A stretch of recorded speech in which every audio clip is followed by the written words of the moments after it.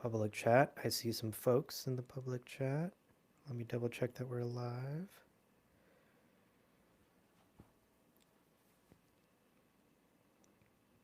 Happy Sunday, everyone. Bear with us while we do all our tech checks here.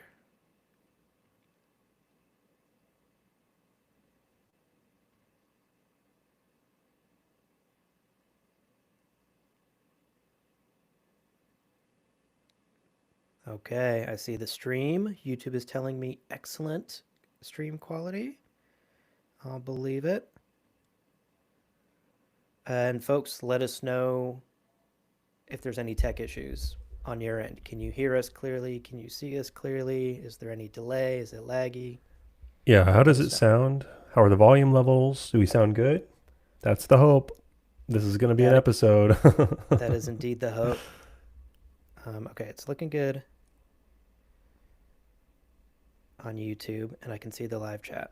So we're doing great here. We'll start shortly. We like to give the first few minutes for folks to start filing in, and then we'll get started.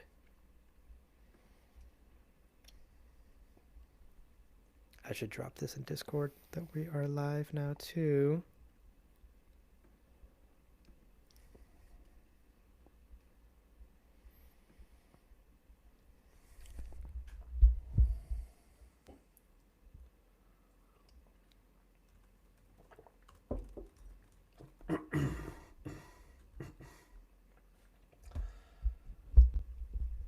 Thank you, Yannikis, for the confirmation on audio and video.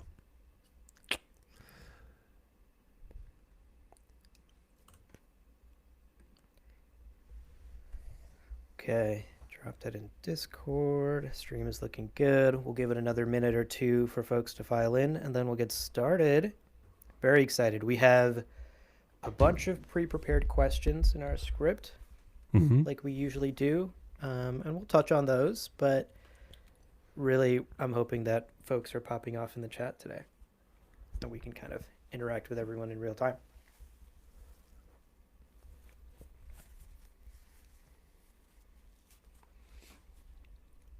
And this is how you all know that we love you so much. It is a pitch perfect 75-degree day in New York City. And I'm here in the studio. And Leo's not even in the country. He said, I'm going to move to a different country. I was like, let me get the fuck out of this place that's going to be picture perfect. And let me go somewhere really fucking hot. Yeah, what is it, like 90 in France today? It's different temperatures in different places in France, but right. Is that how that works? Oh, no. I know. It's fucking wild. I am in a city called Libourne, and right now in Libourne it's 77. That's not bad. But it is very humid and the sun is very strong. So it's like too long in the sun, and like AC and stuff is not super standard here. So right. It's pretty, you get what you have. Well, that sucks. I just had to go over and turn the AC off in the studio, actually, because it's getting a little chilly in here. How fucking dare you? I found the AC, by the way. It's in the, so if I open this door, it's like directly here. So if we leave the door open when we're asleep, we could have like the fan blowing and stuff. But it's a little it's probably fine. I just don't like the vision of the door in the background. So yeah, right. We got to see this AI cornfield behind you. You know, the fucking thinking machine byproduct. We have AI Picasso back here. Fucking right. Yeah.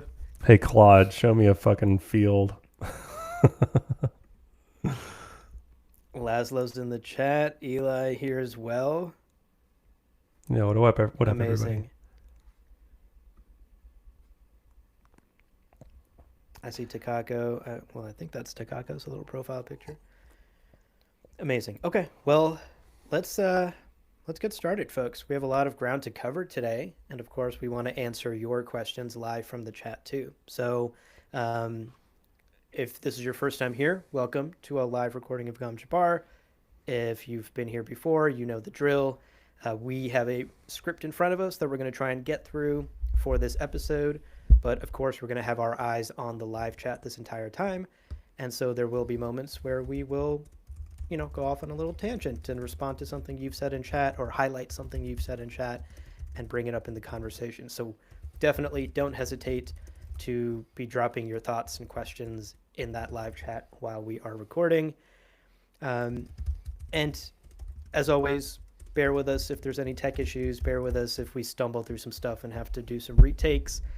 What you hear in the final episode is a much more edited and polished version of these conversations. Very true.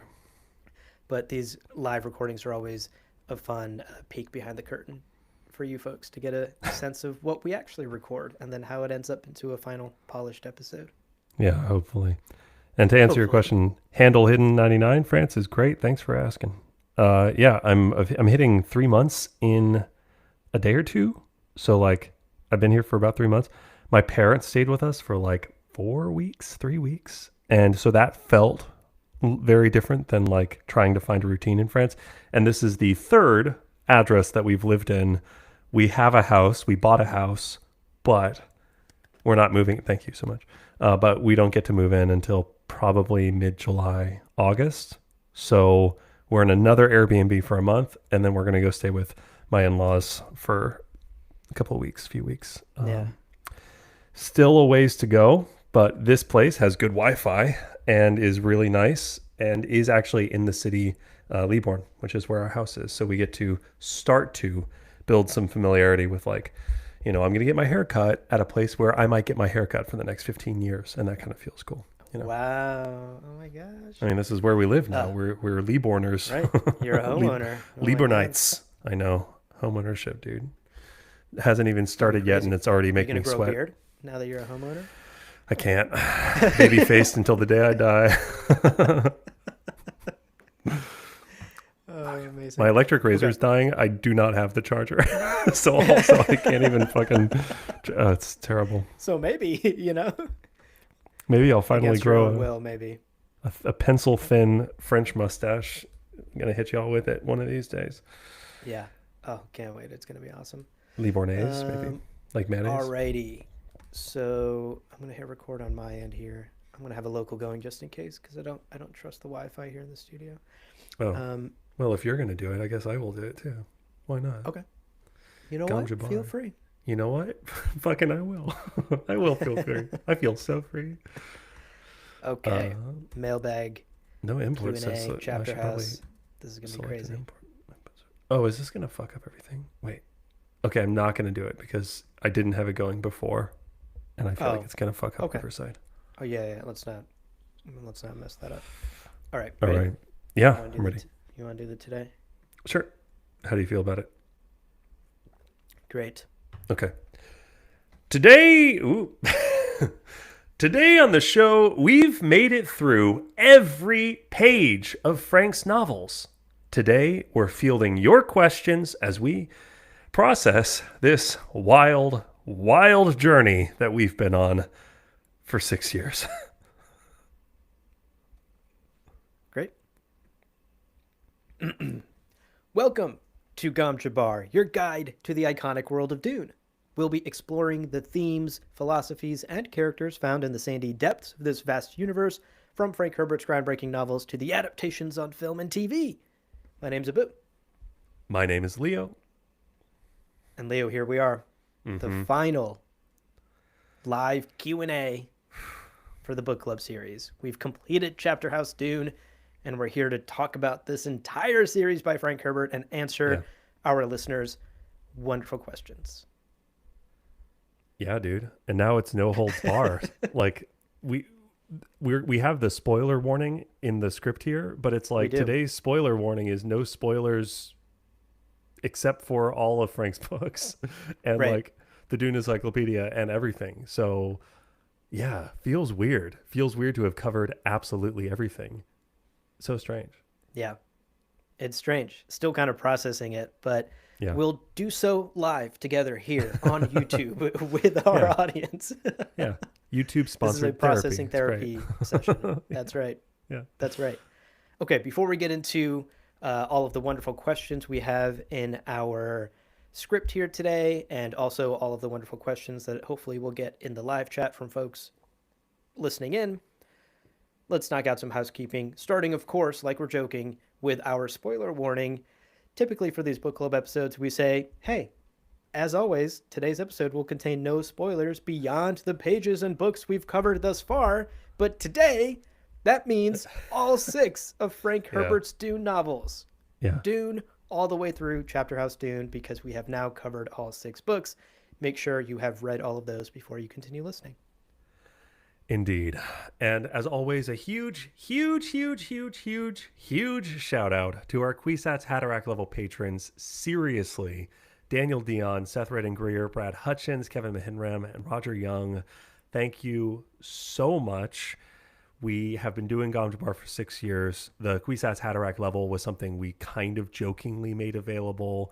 And the fact that you 5 have been helping out the way you have for as long as you have is just unbelievably generous. And of course, that thank you extends to all of our patrons. Seriously, Gom Jabbar has been what it is because of the support that you've been giving us, and because we've had the bandwidth that, you know, your support grants us to put the time in and make this as good as we try and as good as we can.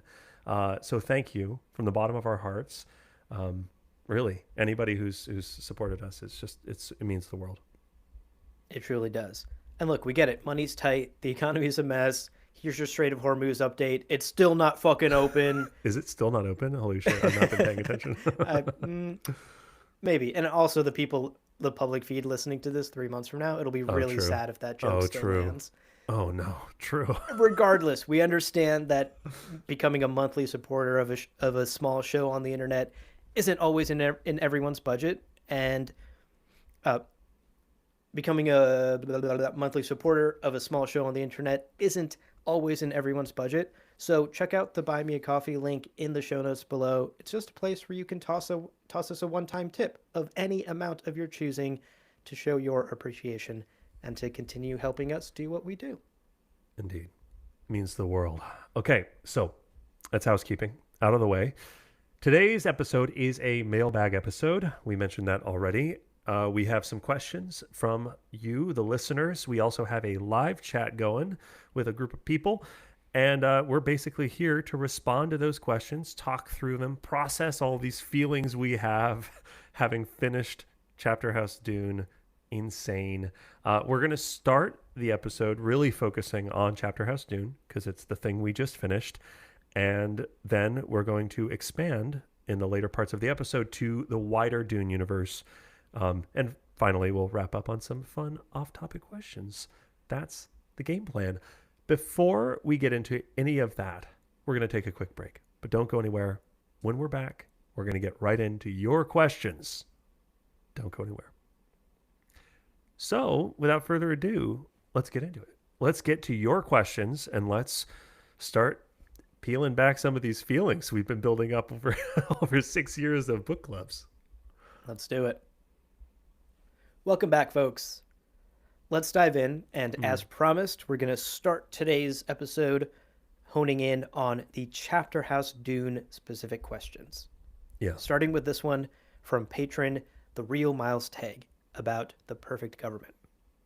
Miles Tegg writes, quote, "Given everything Frank has said about politics and government structure throughout the series, how much do you think the Bene Gesserit system represents his hypothetical ideal system?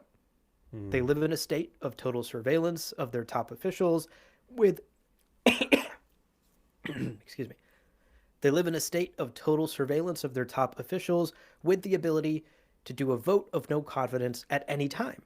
He portrays the sisterhood as imperfect, of course, but I can't help but wonder if he was making a proposal for how democratic governance could function in his view." End quote.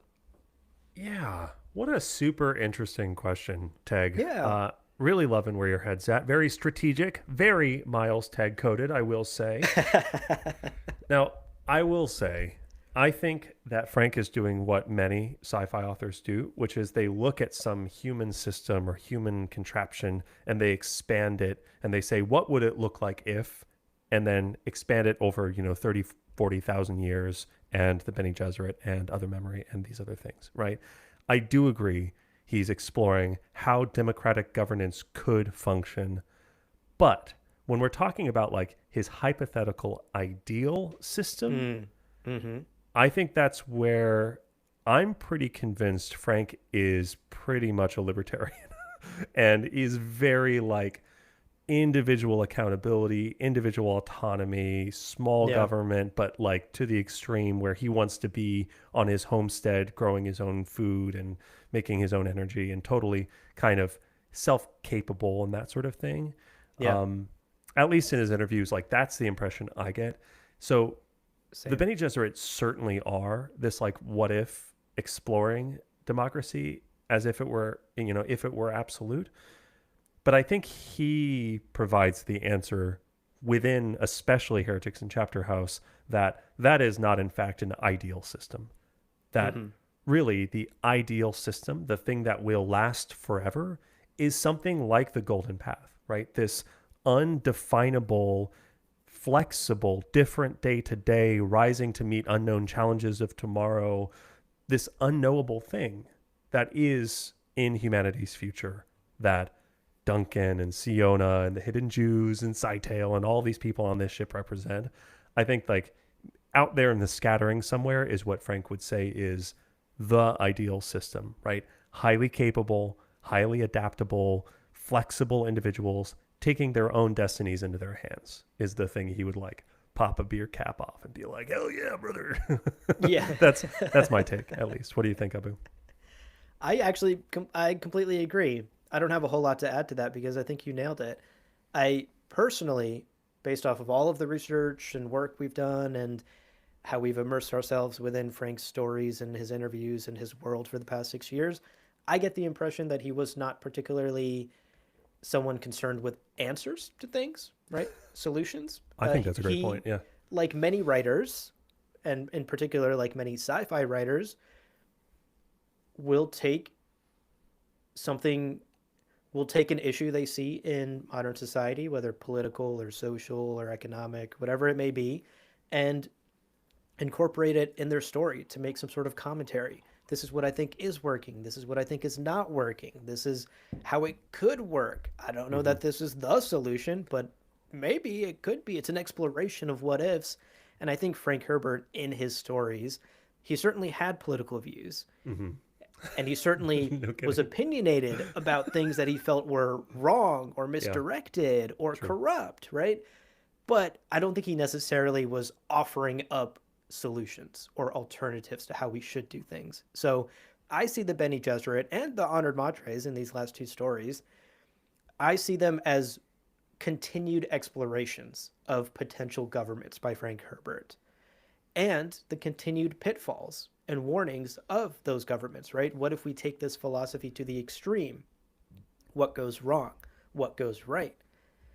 I think that's simply what Frank is doing here. I don't know Dude. that he Yeah. was offering up the Bene Gesserit government on a silver platter and saying, hey, everyone in the world, change your government to this. Well, isn't that's so well said? Because isn't the Honored Matre literally the warning about what would happen if the Bene Gesserit's highly managed Yep. democracy just went 5 degrees further, and Right. now they are like utilitarian, ultimately tyrannical and awful, right? This like noble system with perfect planets and schools and oh, aren't they Yep. great? And then you just dial that dial from 8 to 9, and now you have like bloodthirsty, sex driven, like women kicking people's heads off. Leotard wearing Leotard, freaks. that's the worst part about them, and I stand on that. The leotards, arabesques, sequins, gaudy. But yeah, I think that's exactly it. I think he is. You're right. I think he's asking a lot of questions. He is denouncing things like the feudalistic systems of the old empire for sure. I see a lot of cynicism in what he writes and how he writes about certain systems. But yeah, you're so right. That's a great point. Yeah. And I do want to highlight we have a great comment in the chat here from Normal Senva. Senva writes, agility seems like a very important trait to Frank. He idealizes, whoop, That fucking message disappeared too early. Let me take that again. I'll just read it off my screen here. Senba writes, agility seems like a very important trait to Frank. He idealizes trimming the bureaucratic fat and forming governance at the point of use for that specific event, then dissolving it again. Dude, I think normal that's Senva a bars. completely fair read. Yeah, Well said. spot Yeah. on. That his a lot of his criticisms, and this is true across all of his writings beyond even Dune, a lot of his criticisms are on just like the bureaucratic process and how fucking like slow shit gets when you're having to turn to your superior every time you want to ask something.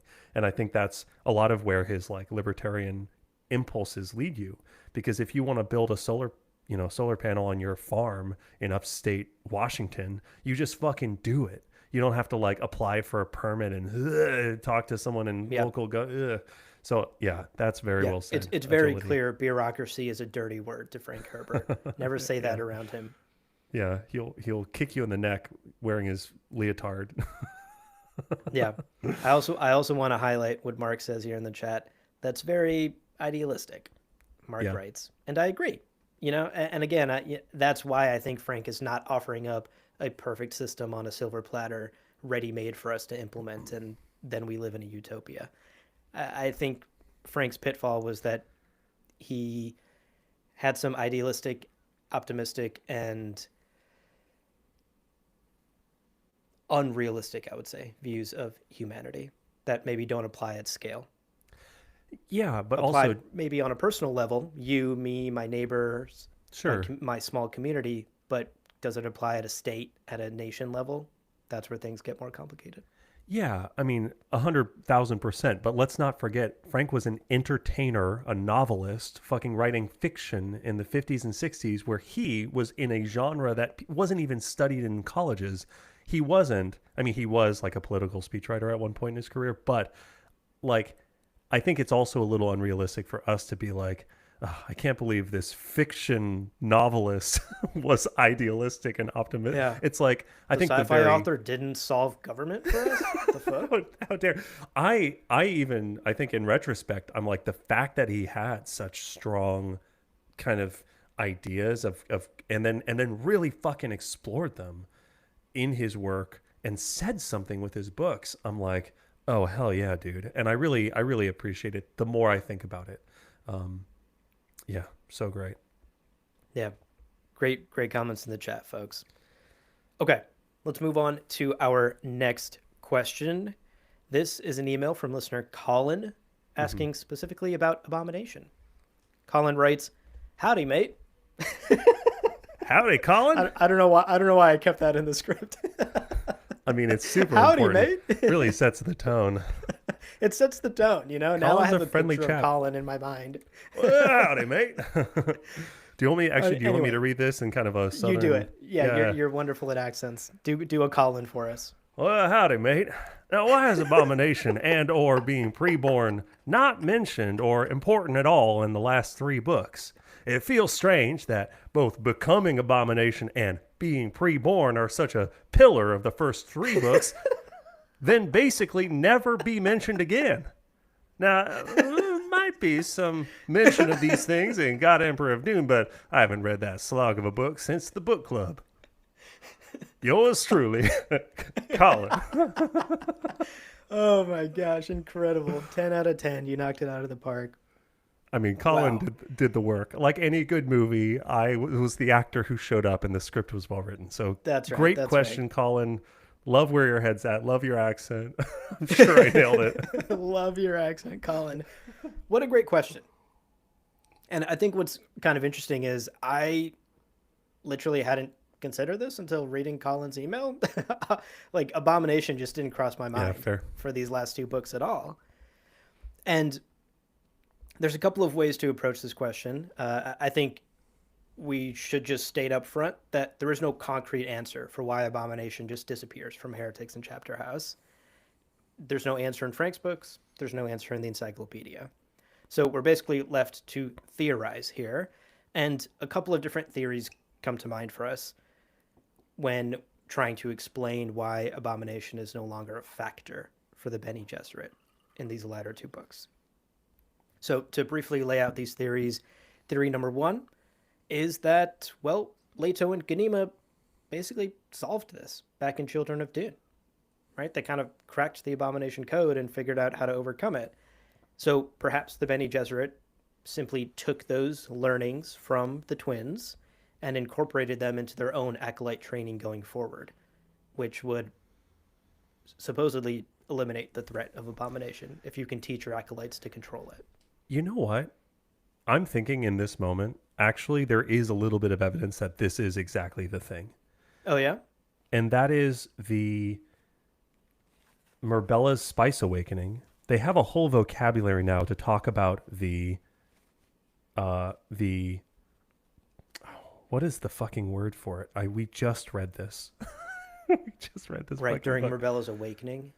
Yeah, it's the. Okay, I'm gonna pull it up, and folks, live listeners, this is what we typically cut out. Right. This, Can people this like whispering, mumbling into the mic will be cut out in the episode. Just leave it all in. Just like I'm downloading. It's not even on my computer right now. I'm a fake fan. Good lord. Do you know what I'm talking about though? It's like it's like the one who is flying the spaceship from Rebella. Oh yes, yes. And then she's given a name, and Belanda mentions uses the name. A specific word for it, right? Yeah. Mohalada. Yeah, Eli. Fuck yeah, Eli coming in with the jab. Hell yeah. Yeah, Mohalada. That's probably saying it wrong. Okay, back up a little bit. Now, as I'm thinking about it, there is the reference during Mirbella's spice agony. She talks about that woman at the controls of the spaceship who is her Mohalada, or that's how it's like. Yeah. That's how it's written. Mm-hmm. And it's this benign other voice that protects you from abomination, which is, not to put too fine a pine on it, literally what Chani was for Ganima and what Paul was for Leto 2 to a degree. And then Leto 2 also had the like first other memory person, the first empire, whatever, that whole thing. Yeah. And there is an argument to be made that Leto 2 is abomination, but that's for another day. The point is, I think we have from Frank examples of Bene Gesserit now in their teachings are like, hey, by the way, there's this thing that helps you avoid abomination. And we didn't get any mention of that during Jessica's spice agony or even Paul's. So part of me thinks this is, again, background. It's not front and center. This isn't super important. But this is why abomination just isn't an issue anymore, because they have this idea of the Mohalada, like benign ancestor who can protect you from the other whispering voices. Right. Yeah, that's a great point, and I think that's a wonderful pull from Chapterhouse, because it is just like a one line throwaway thing, but I think there's a clear dotted line you can draw from Mirbella's awakening back to the teachings of Leto and Ganima and how to overcome abomination.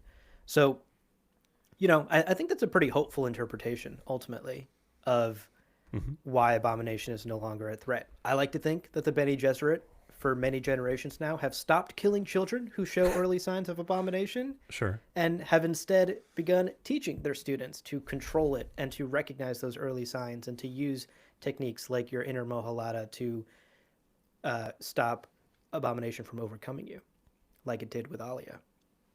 So that's theory number one, and I do believe that's the strongest theory. I feel like that's exactly the road the Bene Gesserit went down. But just to lay out the other two theories real quick, theory number two, I think, could just be simply that other memory as a technique may have just evolved. Recall that we are thousands of years after the time of Paul and Leto and Ganima, and so I don't know, it's not hard to imagine that the Bene Gesserit would have continued developing all of their techniques over this time, refining, honing, finding different ways to use them. And so maybe they've just been able to build up more robust safeguards against abomination to the point where it's not a danger anymore. Right. So, kind of like putting it in other terms, like other memory the Pro 18 Max version of other memory is just better and safer to use than the other memory 3G that you had 10 years ago, 15 years ago. Yeah. no Face ID, and also the camera on the new Other Memory is so much better. It's So crazy. much better. My gosh, the HDR photos are so crispy. That brings us basically to the third theory, and this is the least fun, but we always have to acknowledge it. Yeah. I also think there's another kind of kinder way to talk about this as well. Frank forgot and or didn't care. I think didn't care is really it. I think like the idea of abomination as like this thing that needs to be fucking talked about and worried about by one of the most important orders in the universe just isn't anymore, and it's not a focus of him. It's not a focus of his as the author. He's just not talking about it anymore because he's talking about all this other shit. And it's not like I came away from the last two books going, oh man, if only there was abomination in those two books, they would have been Right. 10 out of 10. So I think he made the It didn't call. serve the narrative anymore. So, like, why focus on it? Right. We're not talking about children during spice agony and the Right. the thing that happened with Chani and the twins and Paul and then his sister Alia, et cetera, et cetera. But it is also the case there are, in fact, mistakes between the earliest books and the last book. So there are things that Frank maybe just let slip. And, once Abomination as a key narrative device in those earlier books was used up, maybe Frank was also like, I've talked about that and I've used that lever in my Totally. stories. Now let's talk about something else. Right. Totally. Totally. I also want to point out from the chat, Eli's got a great little bonus theory here for us. Let me put it up on screen here. Eli writes in the chat, there are also hints that Siona and her descendants can't be preyed upon by Abomination. And I love that as a theory as well. You know, it's easy to imagine that Leto II, the God Emperor, when he is preparing humanity for Siona's descendants to be invisible to prescience, would also kind of throw into the recipe a little Some Abomination other defense. upgrades. You know, Yeah. just Nice another little upgrade firewall. in there. NordVPN Exactly. plus, Exactly. just why not? He's like, Yeah. and So that's and your IP address can't be read. They're like, what? right. Throw a little VPN in there into the mix, and then you're a little safer.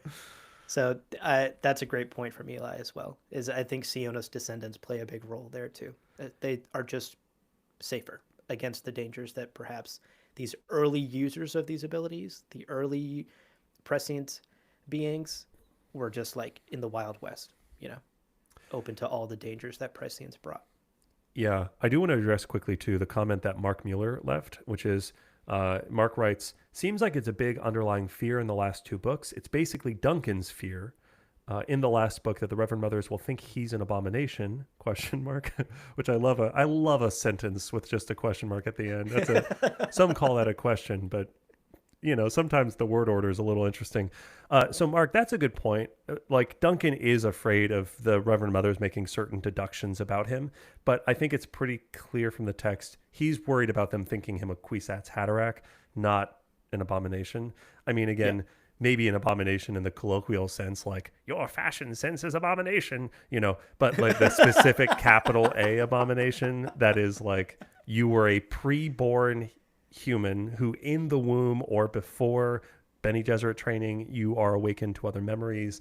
Now I'm concerned about you becoming abomination like Alia was possessed by Baron.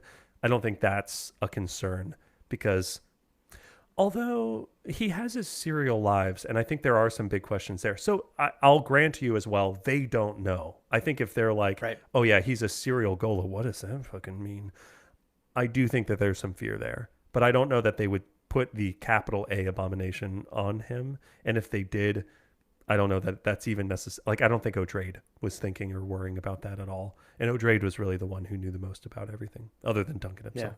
But yeah, Yeah. Kwisatz Haderach is the big label that he was trying to avoid for the entire fucking last book, Totally. even though he probably Totally. is because he can That's a good see distinction. see the prescient net that it's crazy. Yeah. I think that's a good distinction. Great question, Um, Colin. Thank you so much. We still love Amazing your question. accent. Very cool. Yeah, no, and thanks, partner, for all of the things you wrote. All right, let's move on to a question from patron Not a Robot AI on the seventh book. Quote, what would your seventh book be? Would you do a direct sequel or skip ahead 1,000 years? Would you follow the No Ship or the inhabitants of Chapterhouse or both or neither? What would you have liked to see? End quote. Mm-hmm. We get this question a lot, We especially get now this that question we've a completed lot. Chapterhouse. And now that we've finished Chapterhouse, I think we can say pretty definitively how we feel about it. And I think you and I are on the same page. Yeah. I wrote out, as always, too much. So I'll let you go first. Abu, Okay. what do you think? Seventh book. Do Right. we even need it? Yeah. Well, I was actually thinking I wanted to create like a killer robot. Oh, shit. Maybe Quick name him like. quick shout out. Mark Mueller is not a robot. So Mark in chat is not a Hey! robot. There you go. Okay, so Wow. addend that. Mark from one of our patrons, Mark, wrote that question. That's Mark's in the right. chat with us today. Thank you for the excellent question, Mark. Love a chance to talk about it. Now, Abu, you were saying something about a robot? About a killer robot. Yeah. Let me go back to my pitch. You Sure. fucking interrupted my perfect Yeah, pitch. my bad. Sorry, perfect pitch staring at Anna Kendrick. Go ahead. Sing the cup song. We'll let you. Killer robot. You guys get it. It's a Brian Herbert joke. Okay. Yeah. My real answer. His name is like Erasingmus or, like Christmas, but Yeah. We can pitch. We'll We pitch. can We'll pitch some names workshop. for the killer robot. Okay. Obviously joking. Here's my answer. And I'm gonna say, I am wondering how many of our listeners are not going to like our answers here. But you know what, Mark, you fucking asked, so we're gonna answer. When it comes to the seventh book, when it comes to a hypothetical seventh book, I don't feel any need or desire for a seventh book to exist at all. I actually thought that Chapterhouse was very conclusive, and it wrapped up the story of the Bene Gesserit and the Honored Matres, and even the story of Duncan Idaho and Shiana quite nicely. And that final chapter in particular, which we talked at length about in our previous book club episode in part 16, that chapter with Marty and Daniel makes it clear to me that Frank, at least on some level, was saying farewell to his universe and to these characters that he created. And that just all kind of feels really final to me. Yeah. You know? Agreed. Like, am I saying there are no more Dune stories to tell and we should all collectively as a society stop telling Dune stories? Absolutely not. I think No. there are an infinite number of Dune stories to tell and we should Yeah, be yeah. telling more of them. Yeah. But I think the story that Frank Herbert set out to tell in Dune in 1965? 65, yeah. Okay. That Frank Herbert set out to tell in Dune in 1965, that story concluded in Frank's own words at the end of Chapterhouse. So personally, I don't think we need a seventh book at all. What about you, Leo? You have some more nuanced thoughts here, but I think we're actually in agreement. Yeah, broadly we're in agreement. I think if you had asked me like 3 years ago this question, I would have tried to speculate what Frank had in mind. But we found interviews with him where he was saying, I just mailed Chapterhouse Dune to the publisher and I don't have plans for a seventh book. Like he said that in an interview. So with that in mind, with that data that he sent off book 6 with no intention of like, I'm definitely doing a book 7 that's going to like wrap up all these big questions that I have asked. Like I reassessed and I genuinely think book 6 is like a fucking spectacular end. I do not buy this like posthumous, narrative that he had this trilogy planned from the offset and that he was definitely going to do a 7th book and but he died too soon and he probably had notes for it. I'm sure he had all sorts of ideas of what he could explore later, but he clearly didn't see it as necessary. Otherwise he wouldn't say that in interviews. So I agree. I don't think a book 7 is necessary. And in fact, if we lean on this interpretation of, as you said, Daniel and Marty as Frank and Beverly, allowing these characters who they've been controlling and they're basically like gods to these characters. They let these characters get away and escape into unknown stars, this unknown destination. I think that's like the most beautiful ending and is so true to the golden path. It's like this whole fucking time we've had Paul in his prescient visions glimpsing the golden path with Leto in the God Emperor era and then Heretics and Chapterhouse. It's all been about the golden path, and now we fucking have it. The unknown tomorrow, the unwritten next book. And I think that's kind of the point. But to your point, Abu, that doesn't mean I don't want more Dune shit. I just think that the core storyline with these characters, these events, and these like stakes, it's done. Easy. Yep. Let's Yeah. go and tell other stories. So what I wanted to say is, let's say, hypothetically, Frank got another 20 years of life and he decided he was going to write a bunch more of Dune stories. I would want him to write more short stories because honestly, Frank's short stories are fucking fun. They're super cool. I enjoy a lot of them. I've read a few of his collections. They're great. They're a good time.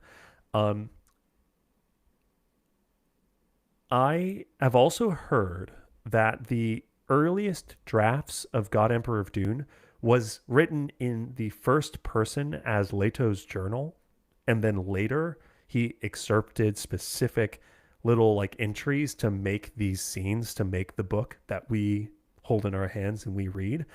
Similarly, I recall him writing parts of the original Dune in haiku because that forced him to just cut out all of the unnecessary prose to really focus on what needs to be said and communicated, and then expanding it from haiku to proper prose. So I like Frank when he gets a little experimental. I like that kind of shit. I think that's cool. So what I want is Frank to go back before Paul, before any of the like prime narrative stuff. We don't need to talk about prophecies or, you know, the first Reverend Mother, anything. I would just love to hear about people living on Poratrin or Ikaz or some other planets that we haven't heard of and talk about, yeah, like the reunification of the universe after the Holtzman wave was invented. Like, let's talk about that. I want a nice little short story about that. I agree. And I think that like him pushing or any author pushing our frameworks of what kind of science fiction looks like set within these kind of semi-familiar locales would be excellent. And again, I think you and I are on the same page. We would love more Dune stuff. I think it's just a little bit tired to continue to try to relate it always back to, oh, well, this is like an early Idaho person. And, oh, this is like an early Atreides person. And, oh, it's like, I get it, you know. It's, like, it's all Skywalkers all the way down, baby. It's like, yeah, no, dude. It doesn't have to be. What a small universe you've painted, you know, when it's just the same fucking families. Again, there's lots of things to complain about with Brian and Kevin, but like in the House Atreides books, it's like, or the Sisterhood books? Sisterhood, that's the one. The schools books, the schools trilogy. You have like Vorian Atreides and you have Anari Idaho, and it's like, I get it. You want to make these families, and we know that Atreides family is very old, but it's like we just don't really need that. And I think I'm reading more books now, and there are so many good stories to tell and so many good points to make that don't require the same fucking people. So anyway, I think that's where we both fall. And honestly, we're getting some great comments. Yeah, we're getting some great. I was just going to say, we're getting some great comments in the chat.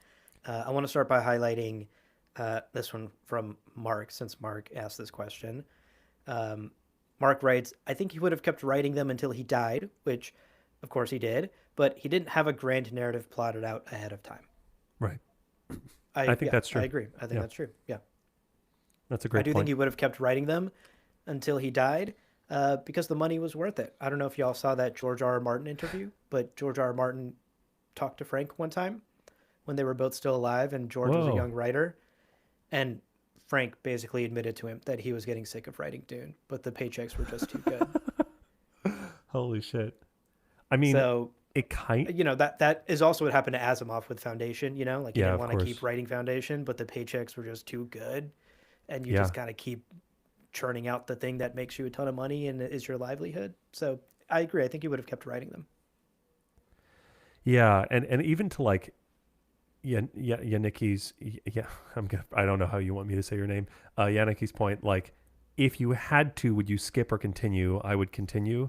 Again, I would not continue the the I in fact would These do a hard characters. stop. I think these characters, the events, like for me, the old Imperium with Murbella as the head of the joint sisterhood slash Under Matre, the old Imperium's taken care of. It's done. And the question of this no ship that's off in unknown stars is done. Like, I don't really want to know more about these Daniel Marty characters because like right now they can exist as this beautiful allegory for Frank and Beverly saying goodbye to their universe. And if you try to over explain everything, it just makes it small and containable in a way that's really not satisfying to me. I think I like the idea of asking questions. So I want Frank to continue to ask questions, but maybe those questions take place much earlier or much, much, much later. Like, I don't mind if he jumps forward 10,000 years and starts asking a new question about something, but I do think this pattern of jumping forward in time was also getting a little bit familiar. And I think Yeah. I would want Frank to do something unfamiliar because even at its best moments, Dune Chapterhouse still feels like Frank Herbert doing his sort of novel thing. And it's no longer novel in the new sense. It Yeah. feels familiar and it's a little Yeah. like, okay, I want him to do I, short I stories. mean, credit to Brian and Kevin, what little credit they've earned. I think their instinct to go back was correct to fill in the 10,000, 20,000 year long history of this universe that Frank never filled in, right? To go back and try to expand this universe in that way feels to me like the right instinct. You Yeah. know, I disagree with how they handled it, but Yeah. there is such rich history and such rich text in the Dune universe that is just waiting to be filled in by talented storytellers.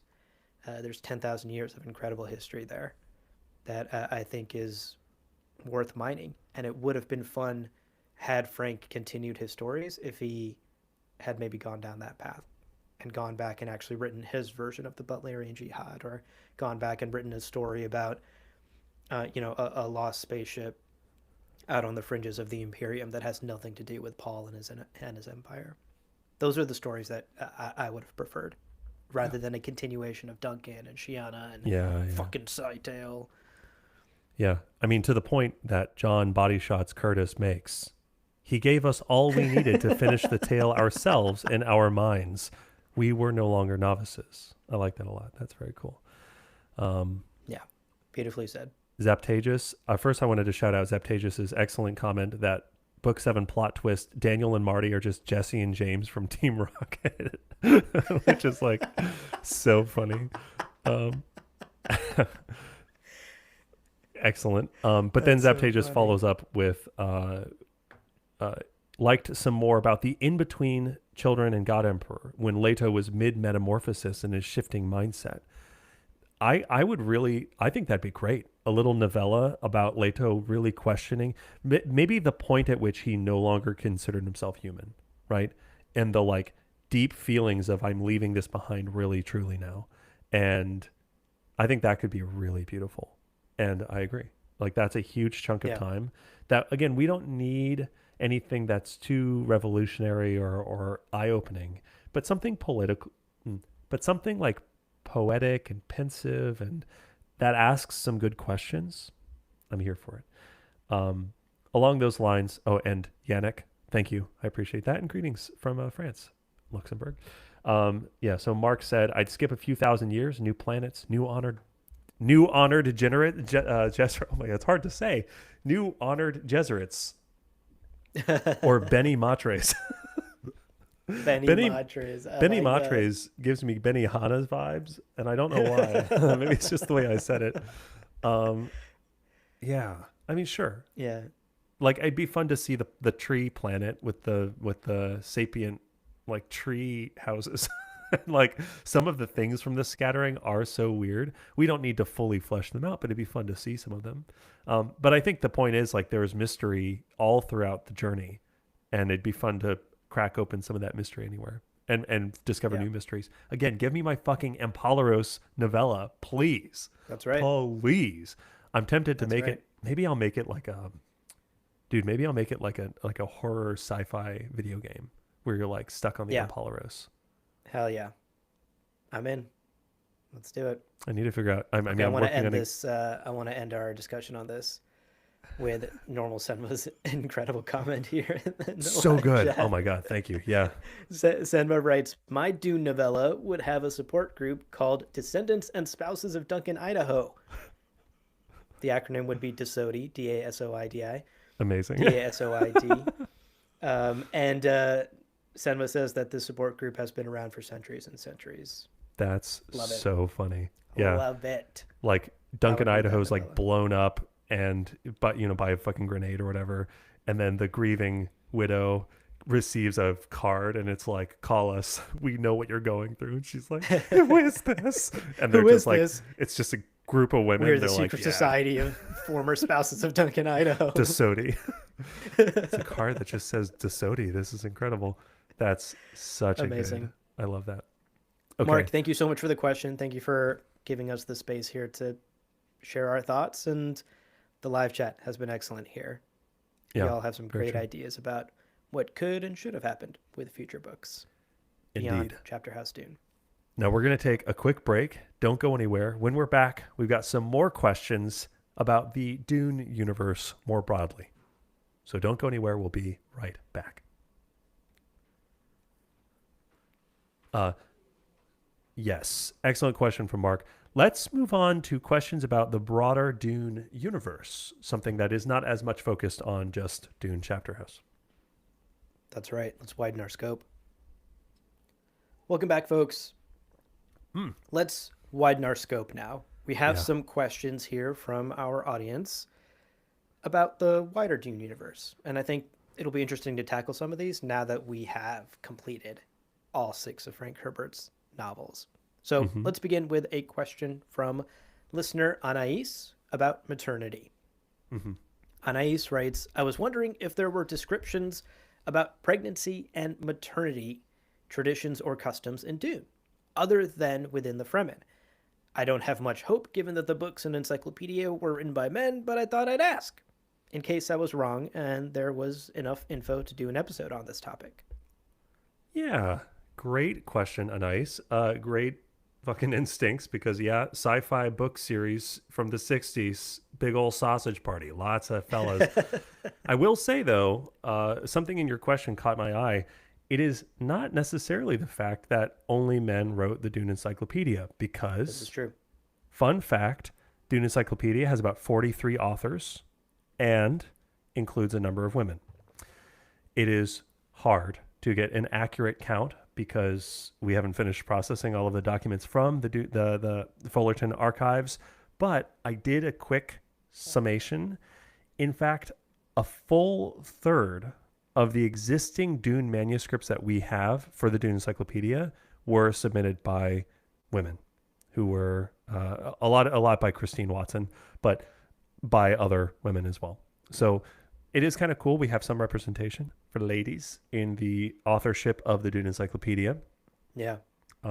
That being said, there is absolutely a gap of coverage when it comes to certain aspects of life in the Imperium, partially because, of course, Frank wasn't taking time to talk about maternity and paternity necessarily in his like grand scope science fiction adventure, and then also because there was only one Dune Encyclopedia, and frankly, McNelly had to cut it down from its full possible length to a much smaller length, which is what we got. But along the lines of your question, there are 2 entries in the Dune Encyclopedia that I wanted to highlight. One, you've basically indicated that maybe you're not interested or maybe you already know about it, which is Fremen menstruation, which was an article in the Dune Encyclopedia written by Christine Trowbridge, a.k.a. Christine Watson. But there is, in fact, a very interesting entry on contraception in the Yeah. Imperium, just broader Imperium. And it's a very cool entry. For the entire entry, check out your local PDF of the Dune Encyclopedia. It is worth a read. I thought it was very fun. But I did excerpt a couple of little data points here, which maybe gives you a little bit of an answer. It's not enough for a full episode, but it's enough for us to take a minute and talk about it here. Yeah, for sure. And to be clear, we recognize that like this isn't exactly information that you asked for. You asked about pregnancy and maternity and motherhood and details about those things in the Dune universe. Right. This is more about contraception. Sure. The thing that perhaps happens before the pregnancy. Right. But also, I was thinking, like, I think for today, pregnancy is, of course, the steps that lead up to pregnancy, the fun time sometimes that leads to it. But it's also the means and measures you have to prevent it from happening when you don't want it to Sure. happen, Yeah. having it happen when you want it to happen, and that sort of thing. And here is where I think a lot of the details are very cool because we have Christine Watson writing what is contraception look like as a woman. What does contraception look like in 30,000 years? And she Yeah. paints a very cool picture. It is a very cool picture. So here's a little bit from that contraception entry in Yeah. the encyclopedia, just to give you a taste of what's in there. Christine writes that, for instance, by 6,795 AG after Guild, contraceptive technology in the Dune universe had basically plateaued, and the most popular of had basically plateaued, and the most popular form of contraception was a small scrotal implant that lasted for 6 months. It dissolved on its own. It had zero side effects, and it was 100% effective as a preventative against getting pregnant. Honestly, sounds perfect, especially Yeah. the zero side effects part. I mean, it's fucking cool. Like, I think, right now, oh, Jesus, I just had the fucking Wikipedia. I was interested on right now, like, vasectomies are reversible and basically painless, but it is like an operation, and that's something that, like, I Right. think scares a lot of people. Naturally, you don't if opting into, and it scares a lot of people. And again, deep sympathy for ladies with like IUDs. Fucking insane what people go through, what especially women go through. But the idea of like, yeah, a little like implant that like quick, easy, 6 months, fine, dissolves on its. I'm like, Right. this is fucking so cool. And I love that Christine was like, yeah, put it on the fucking men. We're going to figure this out eventually. It's the Hell yeah. goddamn guys with the problems. Yeah. Like, come on. Yeah. Yeah. I my, love it. my question is, do you have to then re-up it every 6 months because it just dissolves on its own? I think so. So you're just Yeah, like, that's the idea. okay. But wonder again, if it's they- like, I wonder if they had a longer version. It's like, probably. I mean, want probably one, you I could want just- one that like lasts for 5 years. You could do it probably just a vasectomy, which is reversible. So it's like, there's that. Yeah, for sure. That's true. That's true. So, of course, what's interesting is the fact that this very simple and effective sounding implant exists doesn't mean that the patriarchy has gone away in the Dune universe. In fact, Christina in the encyclopedia entry writes that the toxic masculinity is all over the place still. Quote, This cracks me up. It's so funny. quote, there were some men, of course, who considered the implant unsatisfactory. Yeah. The Carino emperors, high-ranking officers in the imperial Sardaukar, and the heads of most of the great houses were among them. And then a little later on in the entry, she continues, quote, while they might choose not to impregnate a certain woman at any one time, the idea that they could not impregnate any woman lacked appeal. End quote. Fucking typical. Oh my God. These fucking golf bros. Just like, you mean I can't my impregnate any lady? No thanks. That lacks appeal. Fuck you, dude. Very creepy, but also very accurate, I would say. Yeah. Like that. This is a sentiment that I think many folks in modern Western society can identify with. Yeah. I mean, Christine's out here being like, listen, we're going to have literally the perfect checks every single box solution. Right. No And side effects. Did I mention that? No, no zero side effects. zero side. It's super fucking 100% effective. You just, and there's still guys going, nah, don't like it. Nah. Don't like it. Not for me. Not for good. me. It's her It ain't problem. good for That me. sounds like a lady My problem. scrotum, it doesn't accept any injections, okay? It's not good for me. It's not good for my. I have a no Dissolves? Where does it injunctions. dissolve? Where's it dissolve? Is my scrotum getting bigger? I mean, I would there- do it is if there my more? scrotum bigger balls sounds pretty good. I mean, bigger balls is good, right? The ladies love that. Oh my god, that is how men talk.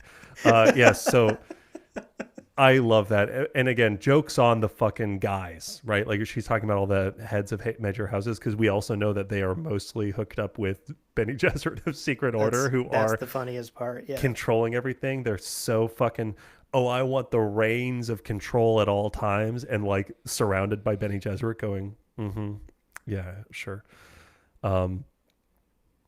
Yeah, and then on the other side of all of this, there is also a quick mention of abortive technologies and abortions. And Christine writes that they are very doable. They're very available, and interestingly, actually, Giddy Prime produces like most of them. Take that for what it is. It's like it's kind of they are doable. They are available, but they are unpopular, especially with the Butlerian Jihad still looming in humanity's past. As we actually talked about pretty recently, the Butlerian Jihad started with Sarah Butler, the unborn daughter of Jehan Butler, being aborted by an AI hospital director. So there is this like abortions and the ending of perceived human life by technological intervention is like a little bit taboo as a byproduct of the Butlerian Jihad. So it's not super popular. Now, this is also why Giddy Prime, who is just like, we're going to make stuff if it makes a profit, are one of the biggest producers of those abortive things. The other thing that I thought was super interesting here was actually how against abortion the Bene Gesserit is. And this is something that I think makes sense once I read it and once I thought about it for a little bit, but I just hadn't thought about it. So for me, I was like, well, I think at most the Bene Gesserit would be pretty much ambivalent, but Christine adds that it endangered their breeding program, their ability to like plan pregnancies in and out of their direct control in order to push along their breeding program would actually be endangered by their being readily available and untaboo, like socially acceptable. If someone could just say, oh, I'm 2 months pregnant, actually, that's not good for me right now. That might be literally something that took like years to set up for the Bene Gesserit. So they're like, let's actually work against this as best we can. So I think it is kind of between the lines in Christine's entry. This is a little bit my interpretation, but it sounds to me like the Bene Gesserit have sort of done what they can to make sure that abortion is not like a super acceptable thing as well. Because again, it endangers actually their ability to continue their breeding program. Yeah. And recall in Dune Messiah, the Bene Gesserit are also sort of, at that time at least, anti-artificial insemination. They want natural pregnancies, also natural births. They're against any sort of technological intervention or artificial means in order to achieve pregnancy, which I think also falls very much in line with their breeding program views. It's like we are orchestrating all of these plans and all of these bloodlines, and for there to be a mindset where people can do that artificially takes away from our control. Yeah, especially, I mean, you think about how much fucking easier it would be if you could just like drug and sedate a guy and then with like a little futuristic, I don't know, syringe, gather some of his like semen and then just like in vitro, like that would be so much easier than fucking seducing him. Where's the syringe going? Oh, in the balls. In the balls. Scrotum. Not in the scrotum. yeah. In the where the semen is.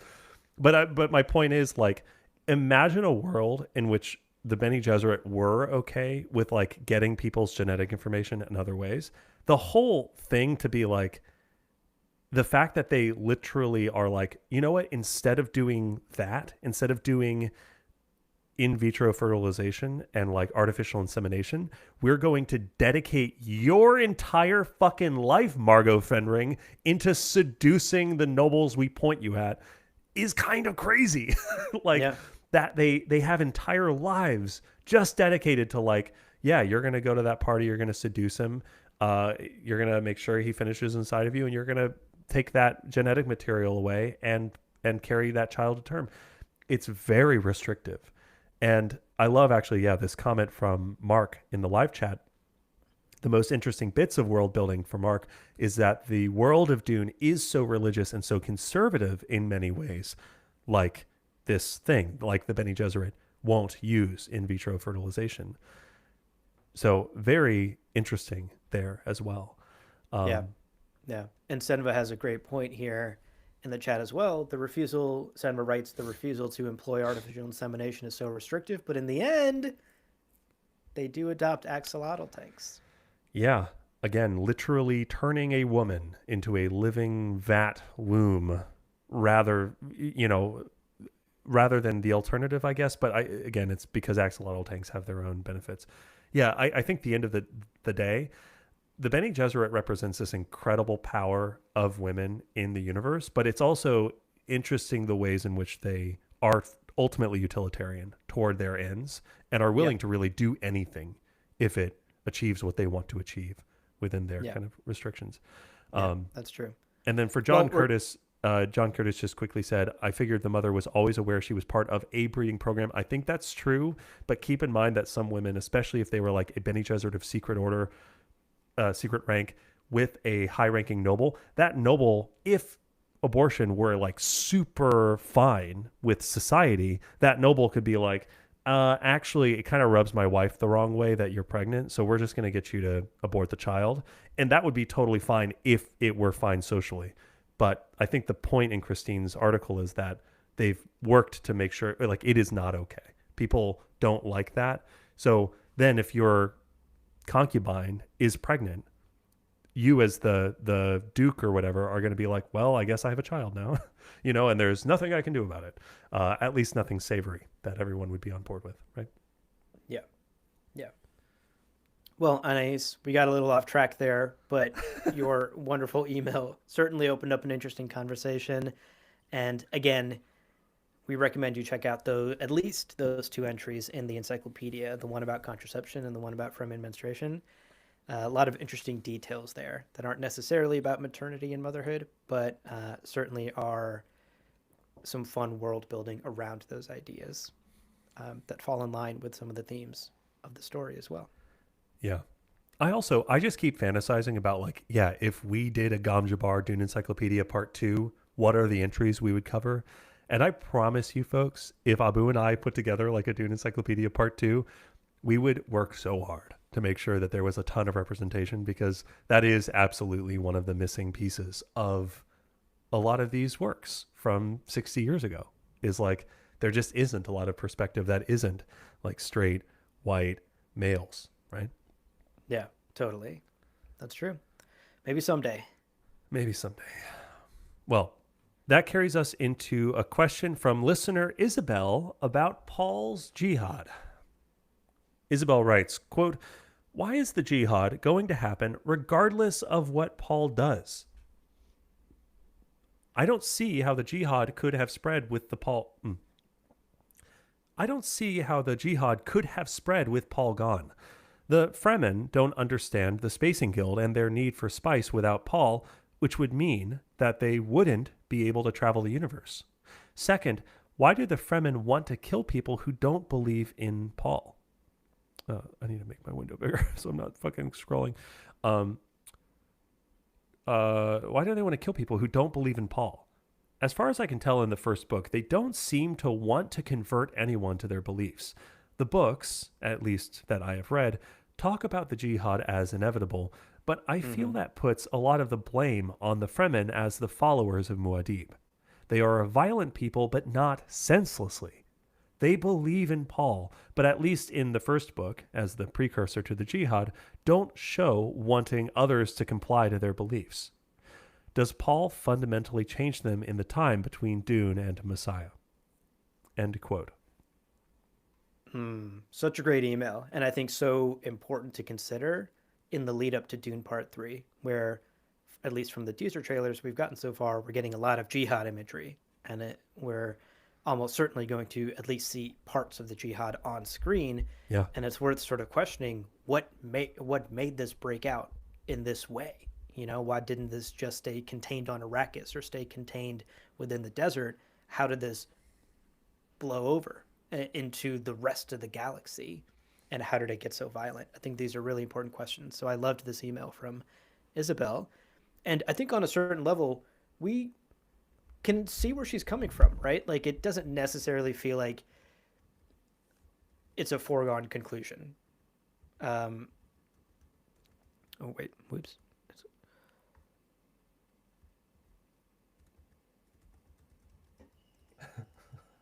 What did you mean by this sentence right here? Sorry, in the script. Are you saying you agree with Isabel that is like, at first it doesn't seem... It can make sense to get to the end of Dune and Paul's like, yeah, okay. There's no avoiding it, and you be like, and you what do being you mean? like, yeah, there is. Okay. Yeah, there should be. I figured that's what you meant by the sentence. Exactly. But okay. Going back a bit, this is so I thought this was a great question from Isabel and so relevant. And for what it's worth, I think you and I totally understand where Isabel's coming from. Like, if you get to the end of the first book and you were told over and over again that this jihad thing is going to happen, it's going to happen no matter what, and there's no stopping it, you might pause and go, but why? Like, couldn't you just stop it, though? Paul, aren't you just like a god to these people? Tell them to not do it. And then they won't do it. And I think what's sort of tough to wrap our minds around is that Paul is a prescient being, and he is seeing infinite visions of the future. Yeah. And in those visions, he is seeing the jihad. Yeah. He might not necessarily see all of the dominoes that lead to it, but what he's not seeing are dominoes that don't lead to it. You know, like, he just keeps seeing it over and over and over again. So events take place either in his control or out of his control, probably a mix of both, that will result in the jihad no matter what. And like, the sort of moral quandary for Paul in the first book is, what do I do to limit the damage here? Because it doesn't look like there's any stopping it. And we sort of just have to take his word for it, that there is no stopping it. And I think you brought some receipts. You laid out a pretty interesting argument here and some speculation about why perhaps it is inevitable and what evidence we have for that. Yeah, because again, as always, from a place of like lore familiarity, I'm happy to speculate. Again, we don't necessarily get Frank writing for us, and this is exactly why so we have to kind of connect the dots a little bit. But to give you some dots that came to mind for me, first, there is the water basin scene where Paul acknowledges walking away from the scene with Jessica and Stilgar. It's very early on. He realizes that was the moment. If I had killed everyone in that room, if all of us died, the jihad would not have happened. Missed it. Oops, Yep. But also at that moment, he's thinking about his father and House Atreides, and he's thinking about himself as Duke and doing right, getting justice, and all these things, right? So that moment, following that moment, it is basically, it is canonically, I would say, I'm fairly certain, it is cemented. It's going to happen. Yeah. Yeah. And I do want to put into perspective that, like, the Fremen have for thousands of years been believing in the Lisan al-Gaib and this prophet from the outer world arriving as the mark of this moment. And we don't even necessarily know, like, what the Mahdi is and, like, what it foretells. But the point of the Bene Gesserit Missionaria Protectiva, which planted these seeds and is the whole fucking reason they have the legend of the Lisan al-Gaib with the mother who becomes a Reverend Mother and blah, blah, blah. The whole reason they planted that Missionaria Protectiva was so that they would be soft to the idea of a person taking over the whole galaxy. That's the point of the Kwisatz Haderach breeding program and the Missionaria Protectiva. So I don't know the ins and outs of the Fremen cultures that have sprung up around legends of the Lisan al-Gaib and the Mahdi, but keep in mind, these are people who their prophet from God just showed up and is like real. And he's like, let's fucking go, guys. Like, even if he died, that crusade is going to happen. And if you need any evidence for that, just look at the actual Holy Crusades that have happened in the real world and the real history that didn't involve a verified child of a god at the head of that army. You know, like, I think there's precedent, basically, is what I'm saying. Yeah.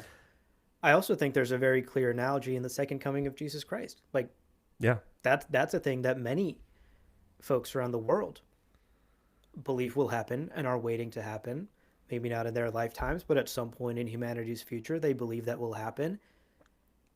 That is the position the Fremen have been in for generations. And then it happens. Yeah. Right? Like, Yeah. imagine. What? Yeah.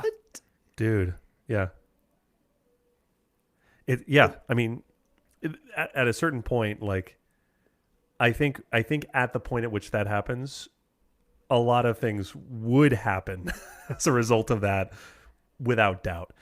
Right. Now, I also want to point out that, like, it is easy to say that the Fremen don't know about, like, how important spice is to the Spacing Guild, and that, again, they're violent people. I'm a little like, well, they live necessarily hard lives because Arrakis is a hard place to live.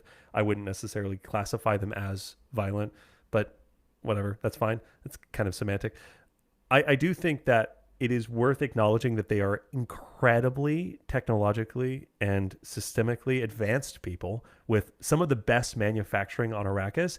They don't want to leave the planet. There's no reason for them to want to leave the planet. They have no fucking interest in leaving the planet until Paul shows up. And Paul, keep in mind, for 2 years in Dune, not even talking about the gap between Dune and Dune Messiah, in Dune, recall the scene. Paul and his little troop of Fremen, troop.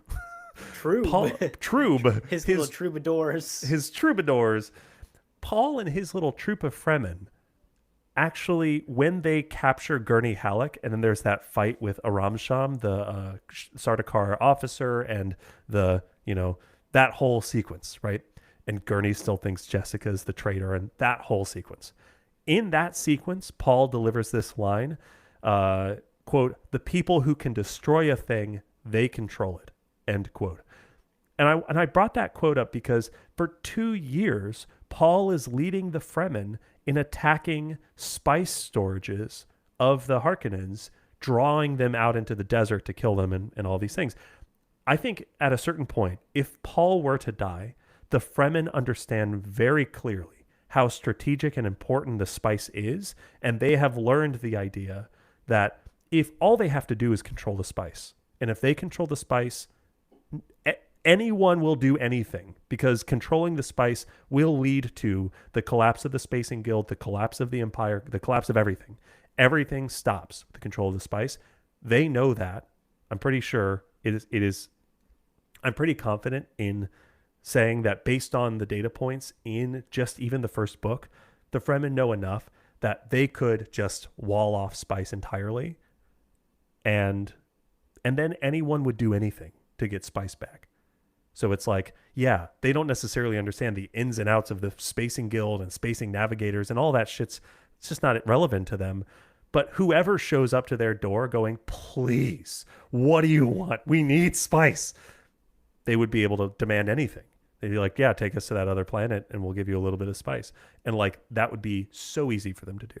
So I do think that, like, within Frank's book, there is plenty of justification for why that would be the case, especially when we are within that first book, years of the Fremen following Paul, learning from Paul, understanding some of these interplanetary politics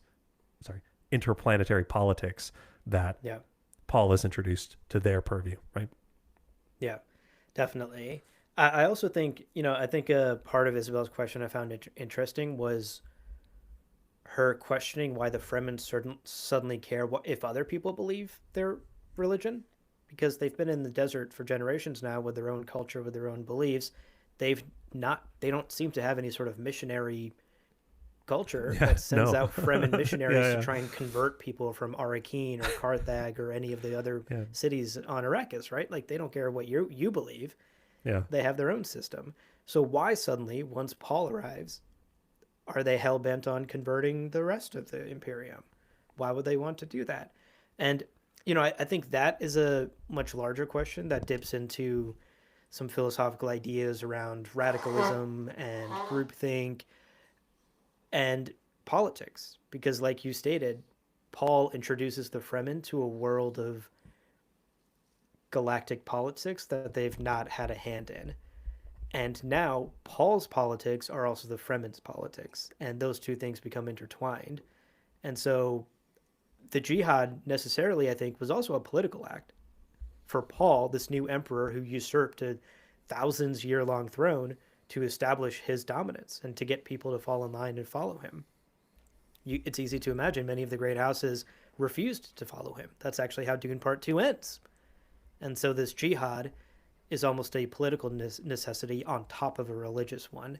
So I don't think there's Fremen out here that are like convert or die. I think there's Fremen out here saying, my Messiah wants us to subjugate this planet because they are rebelling against him.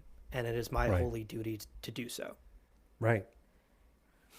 So, I think there's a lot of interesting. I am so fascinated personally by the 12-year gap between Dune and Dune Messiah, Hmm. by the specifics of this jihad. Frank, of course, skips through all of that and just takes us right to the end. But I think there's a lot of fun. It's a fun sandbox to interpret how the hows and whys of the jihad itself and what it did to the Fremen people and how it shaped them and reshaped them and changed them.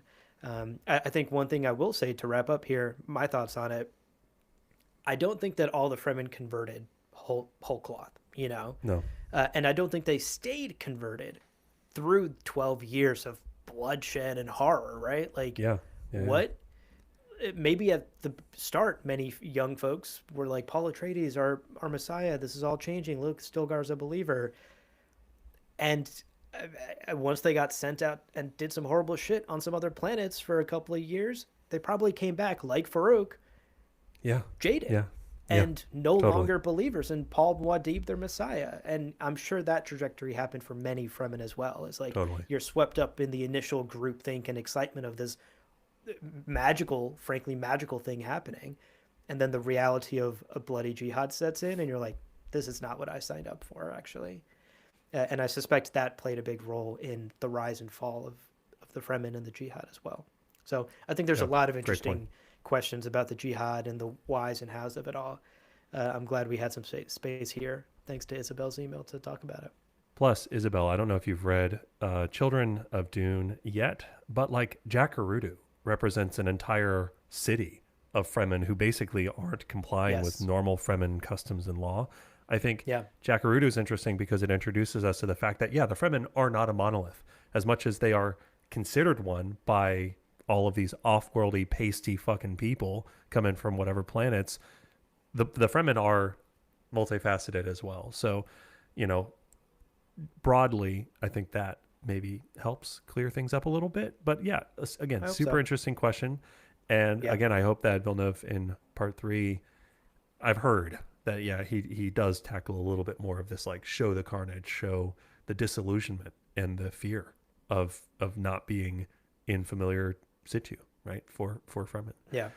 Yeah. I hope we see some of that in part 3 in the film in a way that maybe Frank didn't show us on the page. I Great also email. Oh, sorry. and I did want to highlight Mark's comment here about this quote.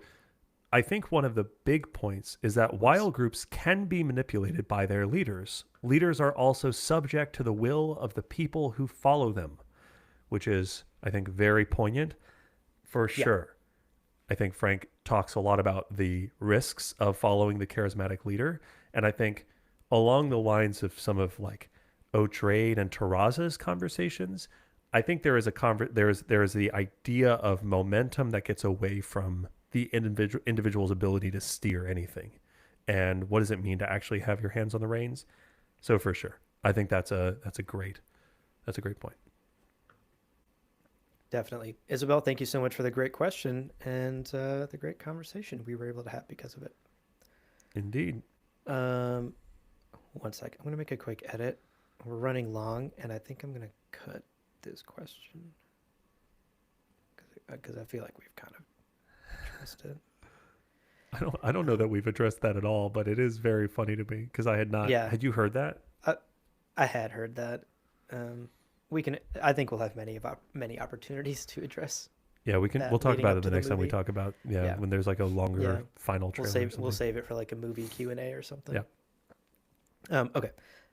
Let me take that again. Isabel, thank you so much for the great question and allowing us to have an interesting conversation about the jihad. We'll see how Indeed. Denis Villeneuve tackles it in part three. Indeed. Now, speaking of Dune Part 3 and sticking to some deeply political conversation, Love it. um, People love when we our, do it. our next question is going to open a can of worms here, but I love it. Um, this next question is from listener Jacob, who emailed us about the politics in Dune. Jacob wrote, with the third film promising to tackle the jihad, I'm having trouble not thinking about the current genocide taking place in Gaza. Although there are many differences between the conflicts of our world and the world of Arrakis, I feel that Dune's themes surrounding religious fundamentalism, oppression, and colonialism are more relevant than ever in today's world. I'll admit that I am quite anxious that Villeneuve won't have the guts to draw those very obvious parallels when adapting the third book. One of my biggest gripes with the second film was how dumbed down the version of the jihad was, from visions of a brutal, bloody genocide and warfare in the novel to millions of people starved to death because of me in the film. Hmm. The third film has a great opportunity to really say something important about how certain groups follow their leaders and the absolute horrors that can come from it. I'm very afraid that it will shy away from that opportunity. Yeah. Great email from Jacob, and I think a really important topic to touch on. Yeah. Yeah. God, I love that people love when we talk about this. I mean, certain of our listeners get to piss off others. Certain of our listeners. Um, yeah. Very quickly, I'll cover my thoughts. Looking at what you've written, I think you summarized it well. I'll just say quickly. Of course, like what's happening in Gaza is fucking unbelievably horrible beyond description, and also this like recent global rise in populism is super concerning. So I do think that there's like a huge possibility for Villeneuve to send a message with Herbert's IP, especially, I mean, again, as Americans, when we talk about, I know that like you say, certain groups follow their leaders. That could apply to a great number of situations going on in the world right now, but like for sure, the like whole MAGA movement is something that I think Frank Herbert would have had a lot to say about. Yeah. And Oh, yeah. and I think that like then you say, hey, we're making this big movie where a character compares himself to Hitler, and it's like he acknowledges it. He's like, yeah, I'm kind of like Hitler. Like I think that could be very, very poignant. But I do feel like I'm personally split a little bit. I do love when art is brave enough to make people uncomfortable, to ask those uncomfortable questions and to draw those connections that challenge people in their presuppositions about things that they may feel that they are familiar with. But I also worry that that is not going to make a difference at all. How many, like, I go back and watch George Carlin as a stand-up comedian entertaining people with jokes about racism and censorship and profanity and all these things, and none of it fucking got better because of him. It's very fun, it's cathartic, it's a release, and I think it would be a release for many of us to see that represented on the big screen. But I'd be worried that it just wouldn't do anything, as always. It's like I don't know, I've gotten very cynical about art's ability and like entertainment and Hollywood's ability to like affect change in the world. Much more than that, I want someone with actual fucking influence to do something about Palestine and about Gaza, and like not a Hollywood director. Again, I'm a little exhausted trying to like put, Mark Ruffalo's out here being a very vocal guy, and I'm like, let's celebrate him. But why is it his responsibility? Because he has a platform, sure. And then there's thousands of people who have bigger platforms than him and who don't do anything. And even when he does something, nothing changes, I feel like. So I don't know. I've become very cynical about a lot of this. Um, I also think that like Dune for sure talks about populism and jihads and genocides. Has a number of other themes that I do think are also very pressing: AI, machine attitudes, existential threats to humanity, uh, like ecological conservatism. No, what's the word? Um, oh fuck, environmentalism. The idea of like, there's a lot of shit in the Dune books, and there are some other and there are some other salient warnings that I think that our civilization needs now more than ever from this IP. So, long story short, I do hope that Villeneuve handles it in a way that pays tribute to Frank's IP without necessarily like fully turning a blind eye to what's happening today. Because again, can you even make art completely isolated from the events surrounding it, right? So anyway, those are my thoughts. A little vague, but that's where we're at. What about you? Yeah. Yeah. As is typical, I'm going to come down a little harsher on this. I would gently push back on the feeling that what's the point of Mark Ruffalo speaking up about atrocities? I think that is very dangerous thinking to say that, well, this is not my responsibility. Someone who has more power and a bigger platform than me should be solving this. I think if every single unnamed person who fought for civil rights in this country decided, well, I'm not MLK, so what do I have to do with this? I can't move the needle. I can't change anything. Sure. Yeah. We would be in a much worse place as a country. 100% agree. Rights, and so like I think it is actually imperative for every person to be having these at the very least to be having these conversations, and to take a stance on it. So I think this is a really important question from Jacob, and a really relevant one. Like Jacob says in the email, like the themes and ideas in the Dune universe are deeply relevant to the world we live in today. And like you said, Frank Herbert, I think, would have many words to say about the MAGA movement and the trajectory that our country has taken in the last few decades. In the email, actually, Jacob goes on, I didn't put this in our script, but it's a much longer email. Jacob actually goes on to question himself a little bit. He wonders, like, is it even fair of me to ask a filmmaker like Denis Villeneuve to include political commentary in his film? Is it even fair of me to ask you guys as the hosts of a podcast to talk about this at all? Like, and I responded to Jacob in the email and I was like, it's absolutely fucking fair of you to ask anyone about this because it's relevant. And it's important to talk about. I would argue it's absolutely fair. And for what it's worth, I agree with Jacob's gripes in the email about Dune Part 1 and Dune Part 2 and this like sanitization of the jihad. Of course, I understand it, right? Like, I understand why some studio executive would say, don't use the word jihad in our movie.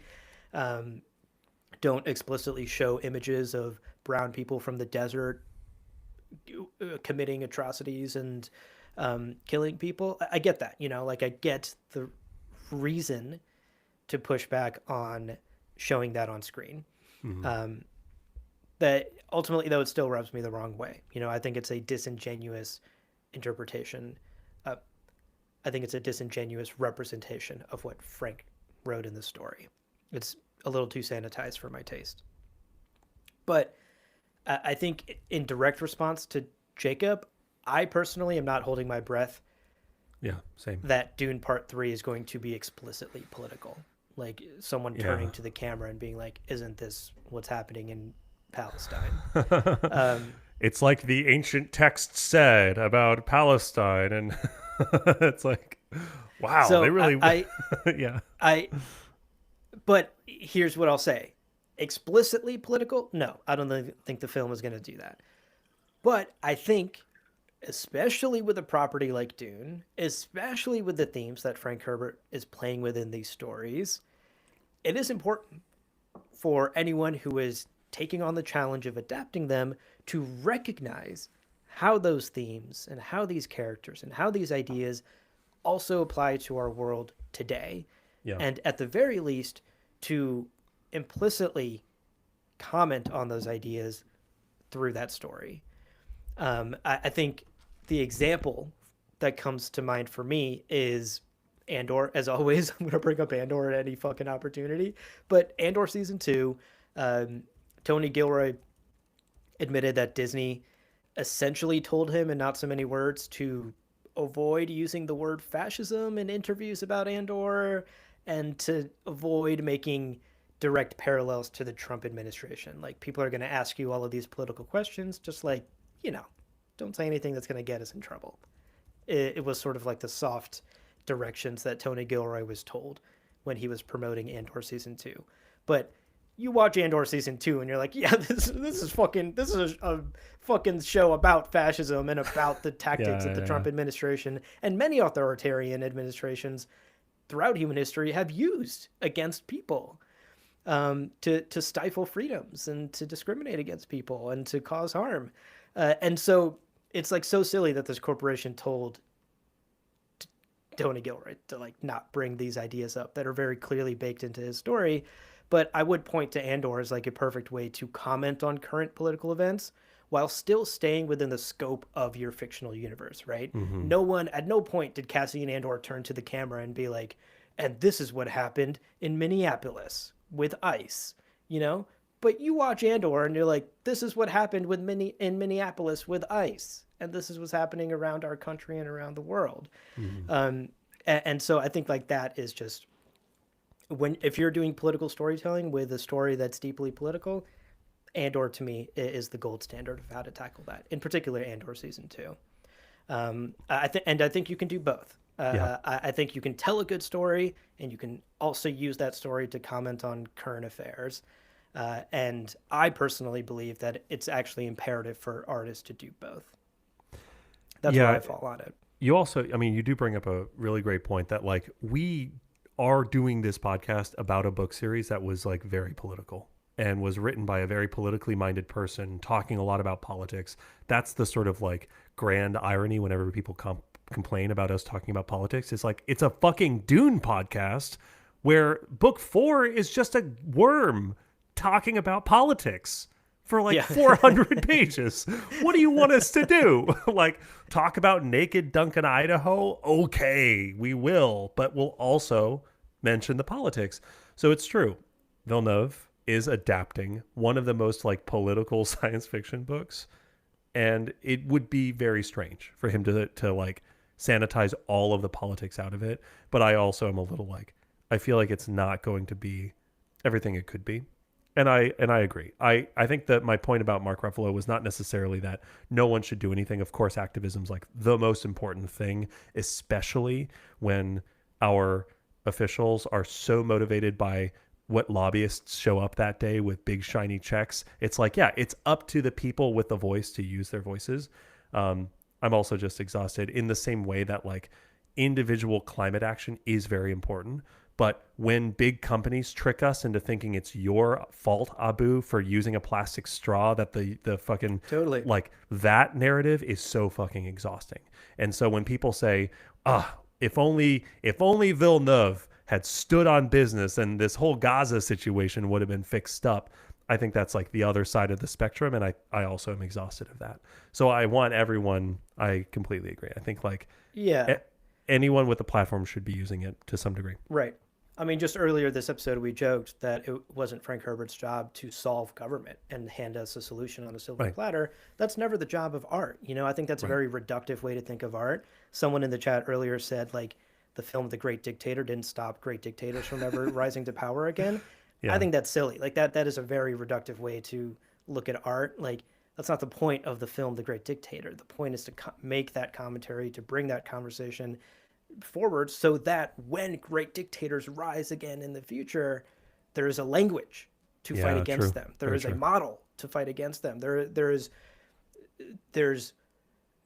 thought and Discourse. I don't know what I'm saying there. Discourse, that's the word. I was like, what's the word for when people like talk about things? When they say things, they discuss, they... There's blah blah blah blah blah. There's a model. There's discourse around that, and that to me is when art is at its most powerful. Is when it empowers us and gives us the language to tackle some of the biggest problems in our world. Art is not a solution. It's not a magic wand that makes things go away and fixes them. I think that's silly. Right. But, it's a means of communication. And like we can't, like we should be communicating all the time, all of us. So yeah. Oh, okay. Well, listen, Jacob or Jakob, thank you so much for the question. Very interesting. We didn't do an accent for Jakob, for Jacob. I don't know that I would want to. That feels pushing it. Southern American, it. That's punching up. Sure. Always a little bit. Yeah. And my parents are in Arkansas. I've got to fucking pass. But yeah, I think that this is a great comment to end on. And again, I asked how to say your name, but I guess I'll just say .org, Triven.org says, I think good stories that have political story arcs will resonate with people that view, and people are smart enough to connect it with current times. I agree. And I think that's a great way of saying it. It's like, it will, right. like you're saying, Abu, The Great Dictator started a conversation and put in people's minds the words and the patterns that then, when things happen in the future, we can immediately click in and say, oh, I've seen this before. And I think that that's really powerful. Yeah. So excellent question, Jakob or Jacob. Let's take one last break. Don't go anywhere. When we're back, we have a couple of more kind of off-topic questions. And we have some questions in the live chat that I want to get to as well. Don't go anywhere. We'll be right back. Okay. We're going to wrap up with a couple of off-topic questions, and we have a couple of questions in the live chat. So let's do that now. Let's do it. Let's wrap up this enormous Q&A episode. But we had to, it's the end of an era. We had to go big. 6 books. Welcome back, folks. Let's wrap up this enormous Q&A, which whatever, it's the end of an era. We had to go big here at the end here. Let's start with something a little bit more lighthearted to shift gears from the heavy politics talk. From listener Noah, we got this email asking us to rehash our rankings. Noah asks, what is each of your rankings for the 6 Frank Herbert novels? I'm sure you have answered this already somewhere, but I'm not sure. Thanks. Keep doing what you guys do. Okay, it's time to re-rank. We have done this before. Yeah. Maybe it's time to update our rankings. I just want to say that this is going to be day to day. I cannot. I literally sitting down to do this, I was so tortured because the idea of putting any of these books in last place feels fucking awful because I love them all so much. I also, looking at the script, I wrote a lot more than you did. So why don't you go first? You did write so much more than I did. I just wrote 6 bullet points ranking the 6 books. So here's my order. Don't at me. And by that, I mean definitely at me. I'd love to argue with everyone about this. Here is my ranking as of, what is today? As of May 2026 of all 6 Dune books. Number 1, Dune Messiah. Number 2, Dune. Number 3, God Emperor. Number 4, Children of Dune. Okay. Number 5, Heretics. Number 6, Chapterhouse. Okay. Okay, what about you? I will not be explaining myself further. Good Lord. Okay, I will go now, and I will explain myself further. Enjoy my explanations. So, right now, I have Children of Dune is 1. The book, I think, balances Frank's philosophizing between especially The Preacher, which is my favorite version of Paul, and Leto 2. I think their discussions about the golden path and about choice and prophecy and the future, all of that's super fucking interesting. That's my jam. Plus, there are some great set pieces. The Laza Tigers, Faradin, like the mask, the like the like bullshit mask. I love it. I think Children of Dune is a good balance of like, it's approachable, it's a good novel, it's fun. Mm-hmm. Number 2, I actually have Chapterhouse Dune. And honestly, this is crazy. Well, this might be recency bias because we just fucking. Bias for sure. But dude, O'Drade, Teg, Yeah. they're fucking spectacular. The whole premise, the whole conceit of like the honored matre as this grand looking glass to reflect back on one of the most important orders of all of Dune. This Duncan, Idaho, bridging those gaps, the Mentat Hall of Mirrors stuff. I'm like. Chapterhouse Dune cooks, and I love O'Drade so much as a character, and even like the way her death is handled. Excellent book. I think if you ask me in like a month, it'll be lower on the list, but today it's number 2. Number 3, Dune Messiah, great book. Enough said. Yep. Number 4, Heretics of Dune.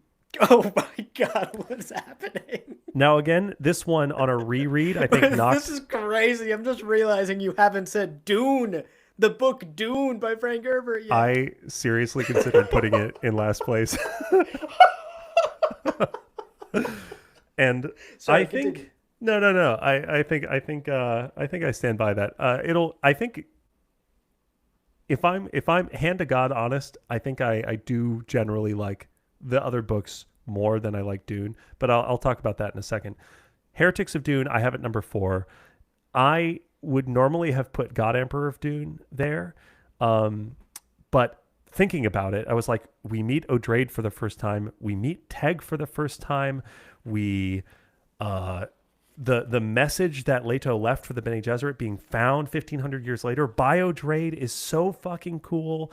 The face dancers developing autonomy after thousands of years, and the whole conceit of like heretics are good in a dogmatic, shitty, like school of thought, and that's another form of stagnation. Fucking spectacular. I loved it. That book cooks. Okay, 5th place, Dune by Frank Herbert. Not even top 3. That's pretty sad. But okay, listen. I love Dune. I love it. If you couldn't tell, 6 years of this fucking podcast later. But I will say, the more of Frank's books that I've read, the more it feels like genuinely, as an author, he was young and a lot of his writing matured. I think like Heretics and Chapterhouse is some of his best, highest quality writing. And then going back to Dune, it's like good. It's great. It's still phenomenal. It won the Hugo Award. It's a great book.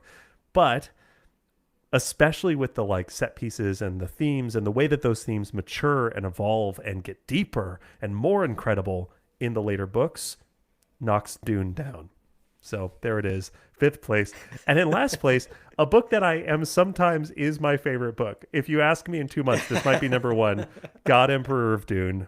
What a fucking ride. I sometimes do call it my favorite book because I do love it but it's at the bottom of the list today. It just thinking openly and honestly about the 6 books today, I do feel like it is one of the most self-indulgent books. It does spend a lot of time on some of the same concepts over and over and over again, and not to the same degree. And Heretics and Chapterhouse don't? But that's for the that's the whole fucking point. The whole point is O'Drade's in her fucking office and you're going, do something. And she's like, I should do something. It's intentional. That's him as a skillful writer.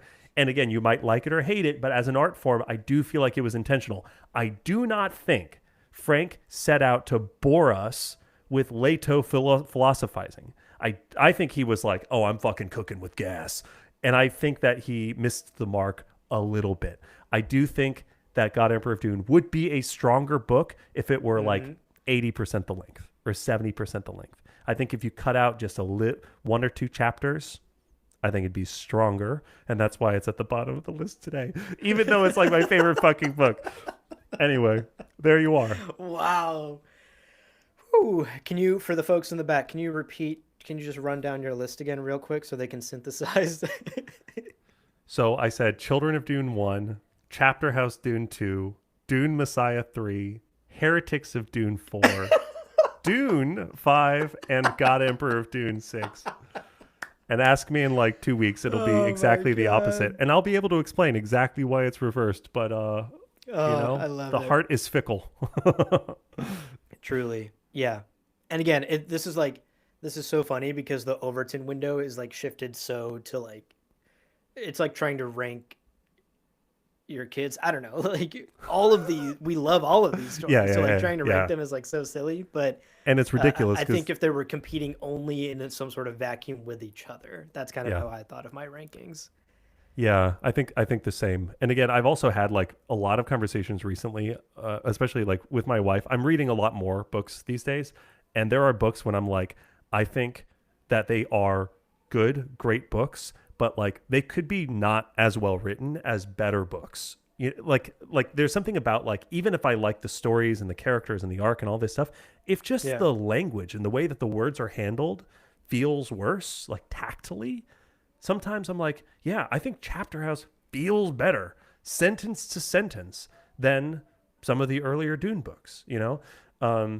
So anyway, that's it. It is complicated. Now I am seeing Yeah. hearts in the chat. I don't know if that's just because they love how much you're laughing at my fucking terrible take, Laughing or if at they no, laughing with. I laughing. mean, I'm laughing a next, little bit at putting Dune 5 out of 6, but I've really considered putting it 6.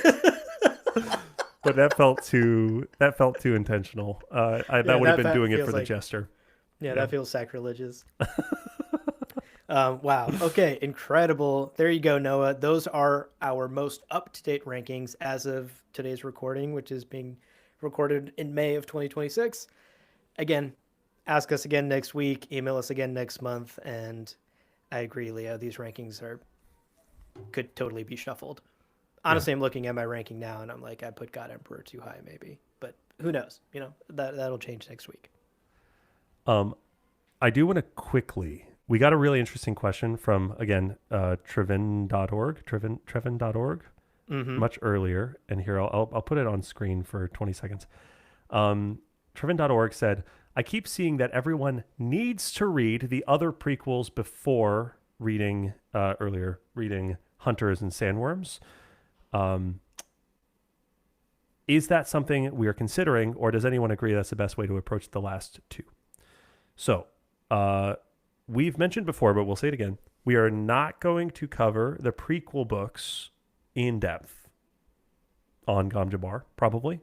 But we are going to be talking about Hunters and Sandworms. Sandworms.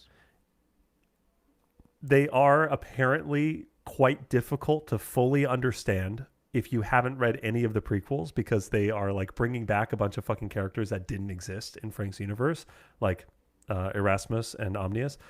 But we are going to, when we cover them, do our best to provide as much context as we can. And some of that will be from firsthand, like the books that we've read. Some of it we might have to rely on like online summaries and things like that. But just very broadly, when we cover the last two books, we will do our best to make sure that it is intelligible what we're reading and what we're talking about.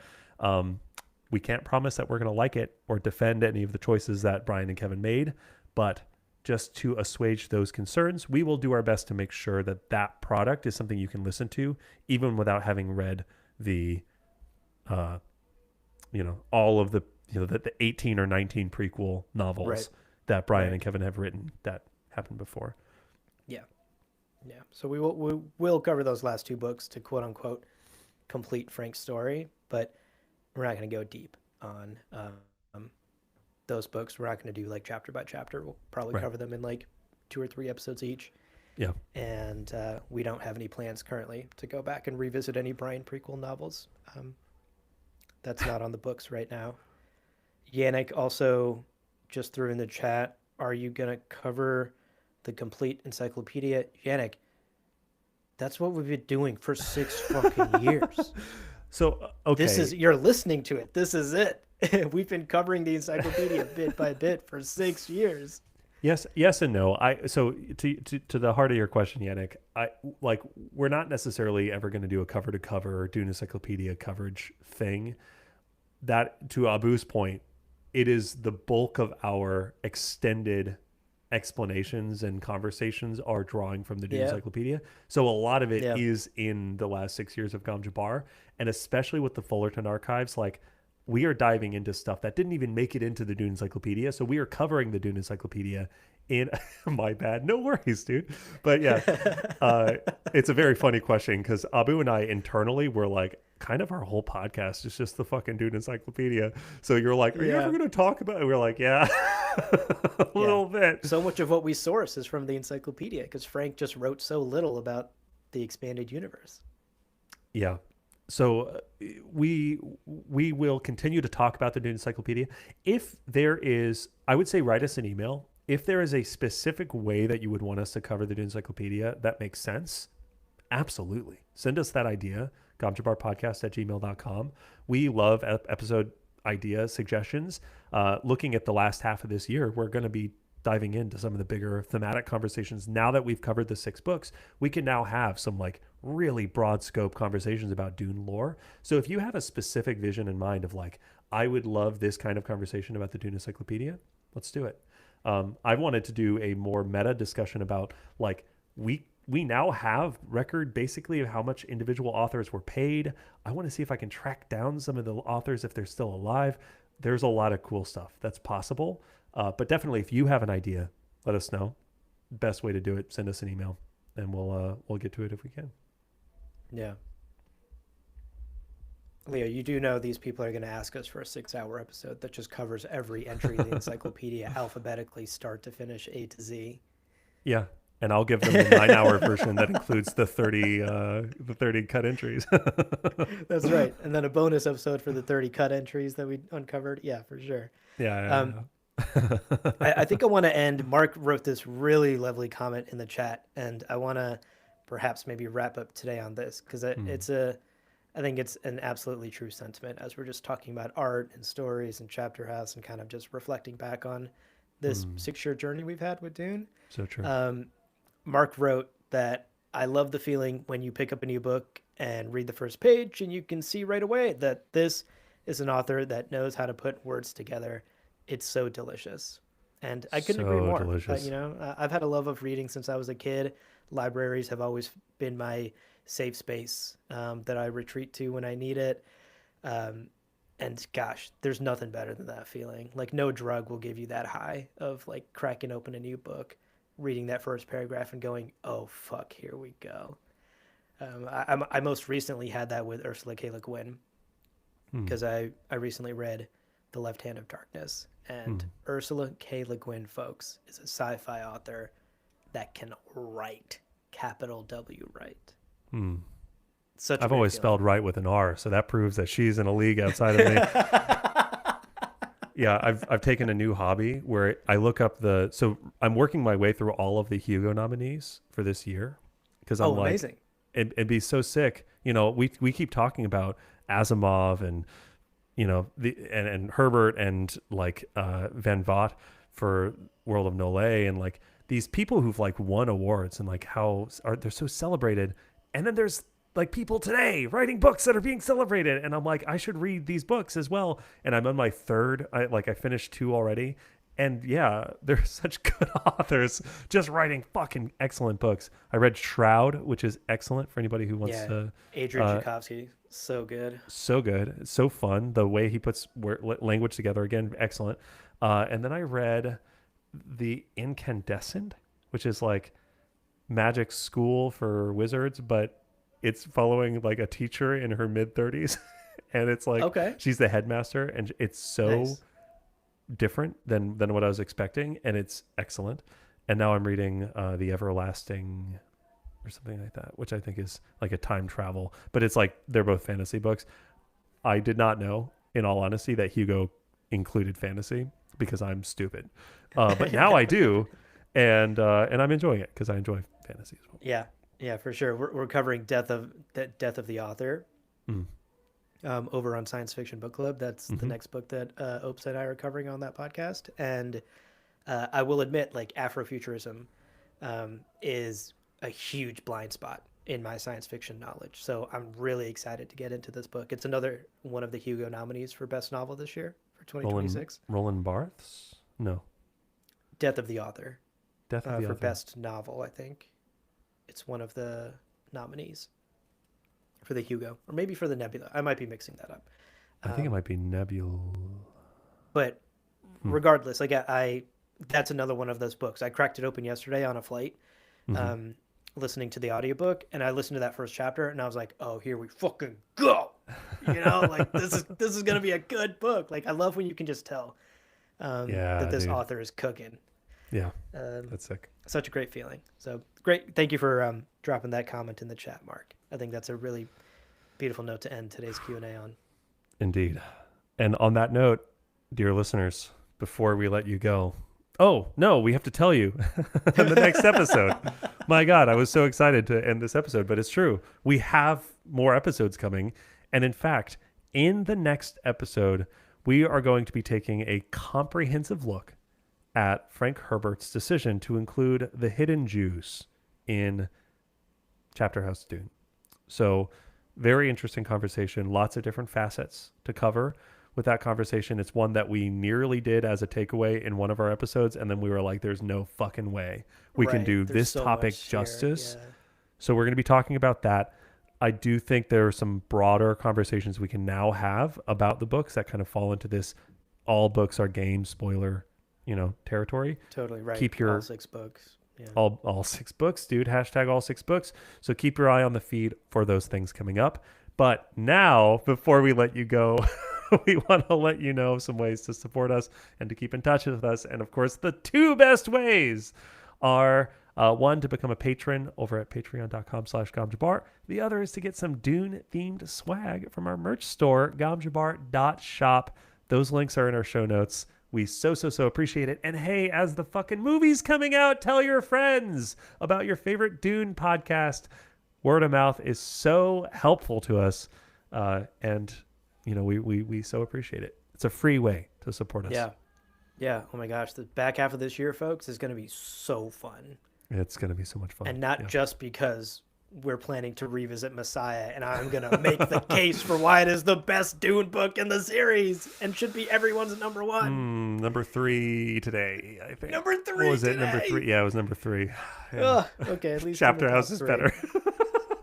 Okay, well, on that note, another final reminder here. Email us. Yeah. Send us your questions. The questions we pulled today, many of them were from wonderful emails from our listeners. Send us your questions, your thoughts. Send us your current Dune rankings. What is it today? What is it going to be tomorrow? gamjabarpodcast@gmail.com is the place to get in touch with us. We don't always respond in a timely manner because we literally have like 900 emails in that inbox that are unanswered right now. But I promise you, we do look at them. We open them, we look at them, and we say, I'll get to this later. And then, 6 months pass. But eventually, you'll hear from us. gamjabarpodcast@gmail.com. Indeed. Now I need to go take like 35 minutes to re-rank all of the books. So I'll be right back. Actually, maybe Heretics is number 1, and now Chapterhouse is 2, Right. and then, Yeah. Oh, God. Honestly, for the rest of the year, like we should open every episode with what is our Dune book rankings today. Oh, jeez. And just like Truly different every day. I mean, really Truly. genuinely. And actually, we're going to talk about Dune Elixir this year. Maybe Dune Elixir makes the list. It's not even written by Frank Herbert. That would be so. Now we're breaking the rules. So Anything's rude. Because I'm putting Le Guin on the list if we're just breaking rules now. Shroud, number 5. Not even Dune. Yeah. Oh, God. Excellent. Great. And Yannick, Amtal themed hat. Oh, yeah. Sure. I'll add it to my list. I'm working on merch right now. So that sounds great. Nice. Is it my outro? Oh, that's me. Sorry. Okay. Well, friends, there is no real ending. It's just the place where you stop the recording. But this podcast is always one step beyond logic. So help spread the word of Muad'Dib and leave us a review on Apple Podcasts and Spotify. And be sure to check out the other shows on the Lord Party Podcast Network on lordparty.com. You can also follow us on Twitter and Instagram at lore_party. We're also on YouTube. Thank you so much for listening. And remember, whoever controls the podcast controls the universe. we'll see you on the golden path. There it is. Scratch, scratch. Ooh, wow, a doozy. Been a That while was since fun, we've done though. an over 2 hour long recording. It has. It's Been been a a minute. while. That was fun. That was super fun. Thank you all for hanging out for such a long time. We really appreciate it. Thank you for the comments in the chat. Um, and thank you for tackling some like tough questions with us. Like I think it's worth saying like it's not easy to talk politics and current affairs and kind of share all of our feelings on it, but we appreciate that this community is not afraid to tackle those questions and tackles them in respectful ways where Yeah. nobody has to get banned. Yeah, we don't need mods yet. That's excellent. Yeah, Yeah. we appreciate people keeping things civil, and it's great having different perspectives and different opinions. It's what kind of keeps us strong.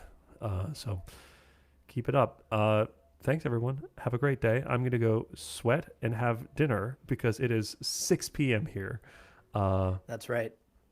Yeah, Okay. but We'll see you all soon. See you in Discord. See you in the next episode.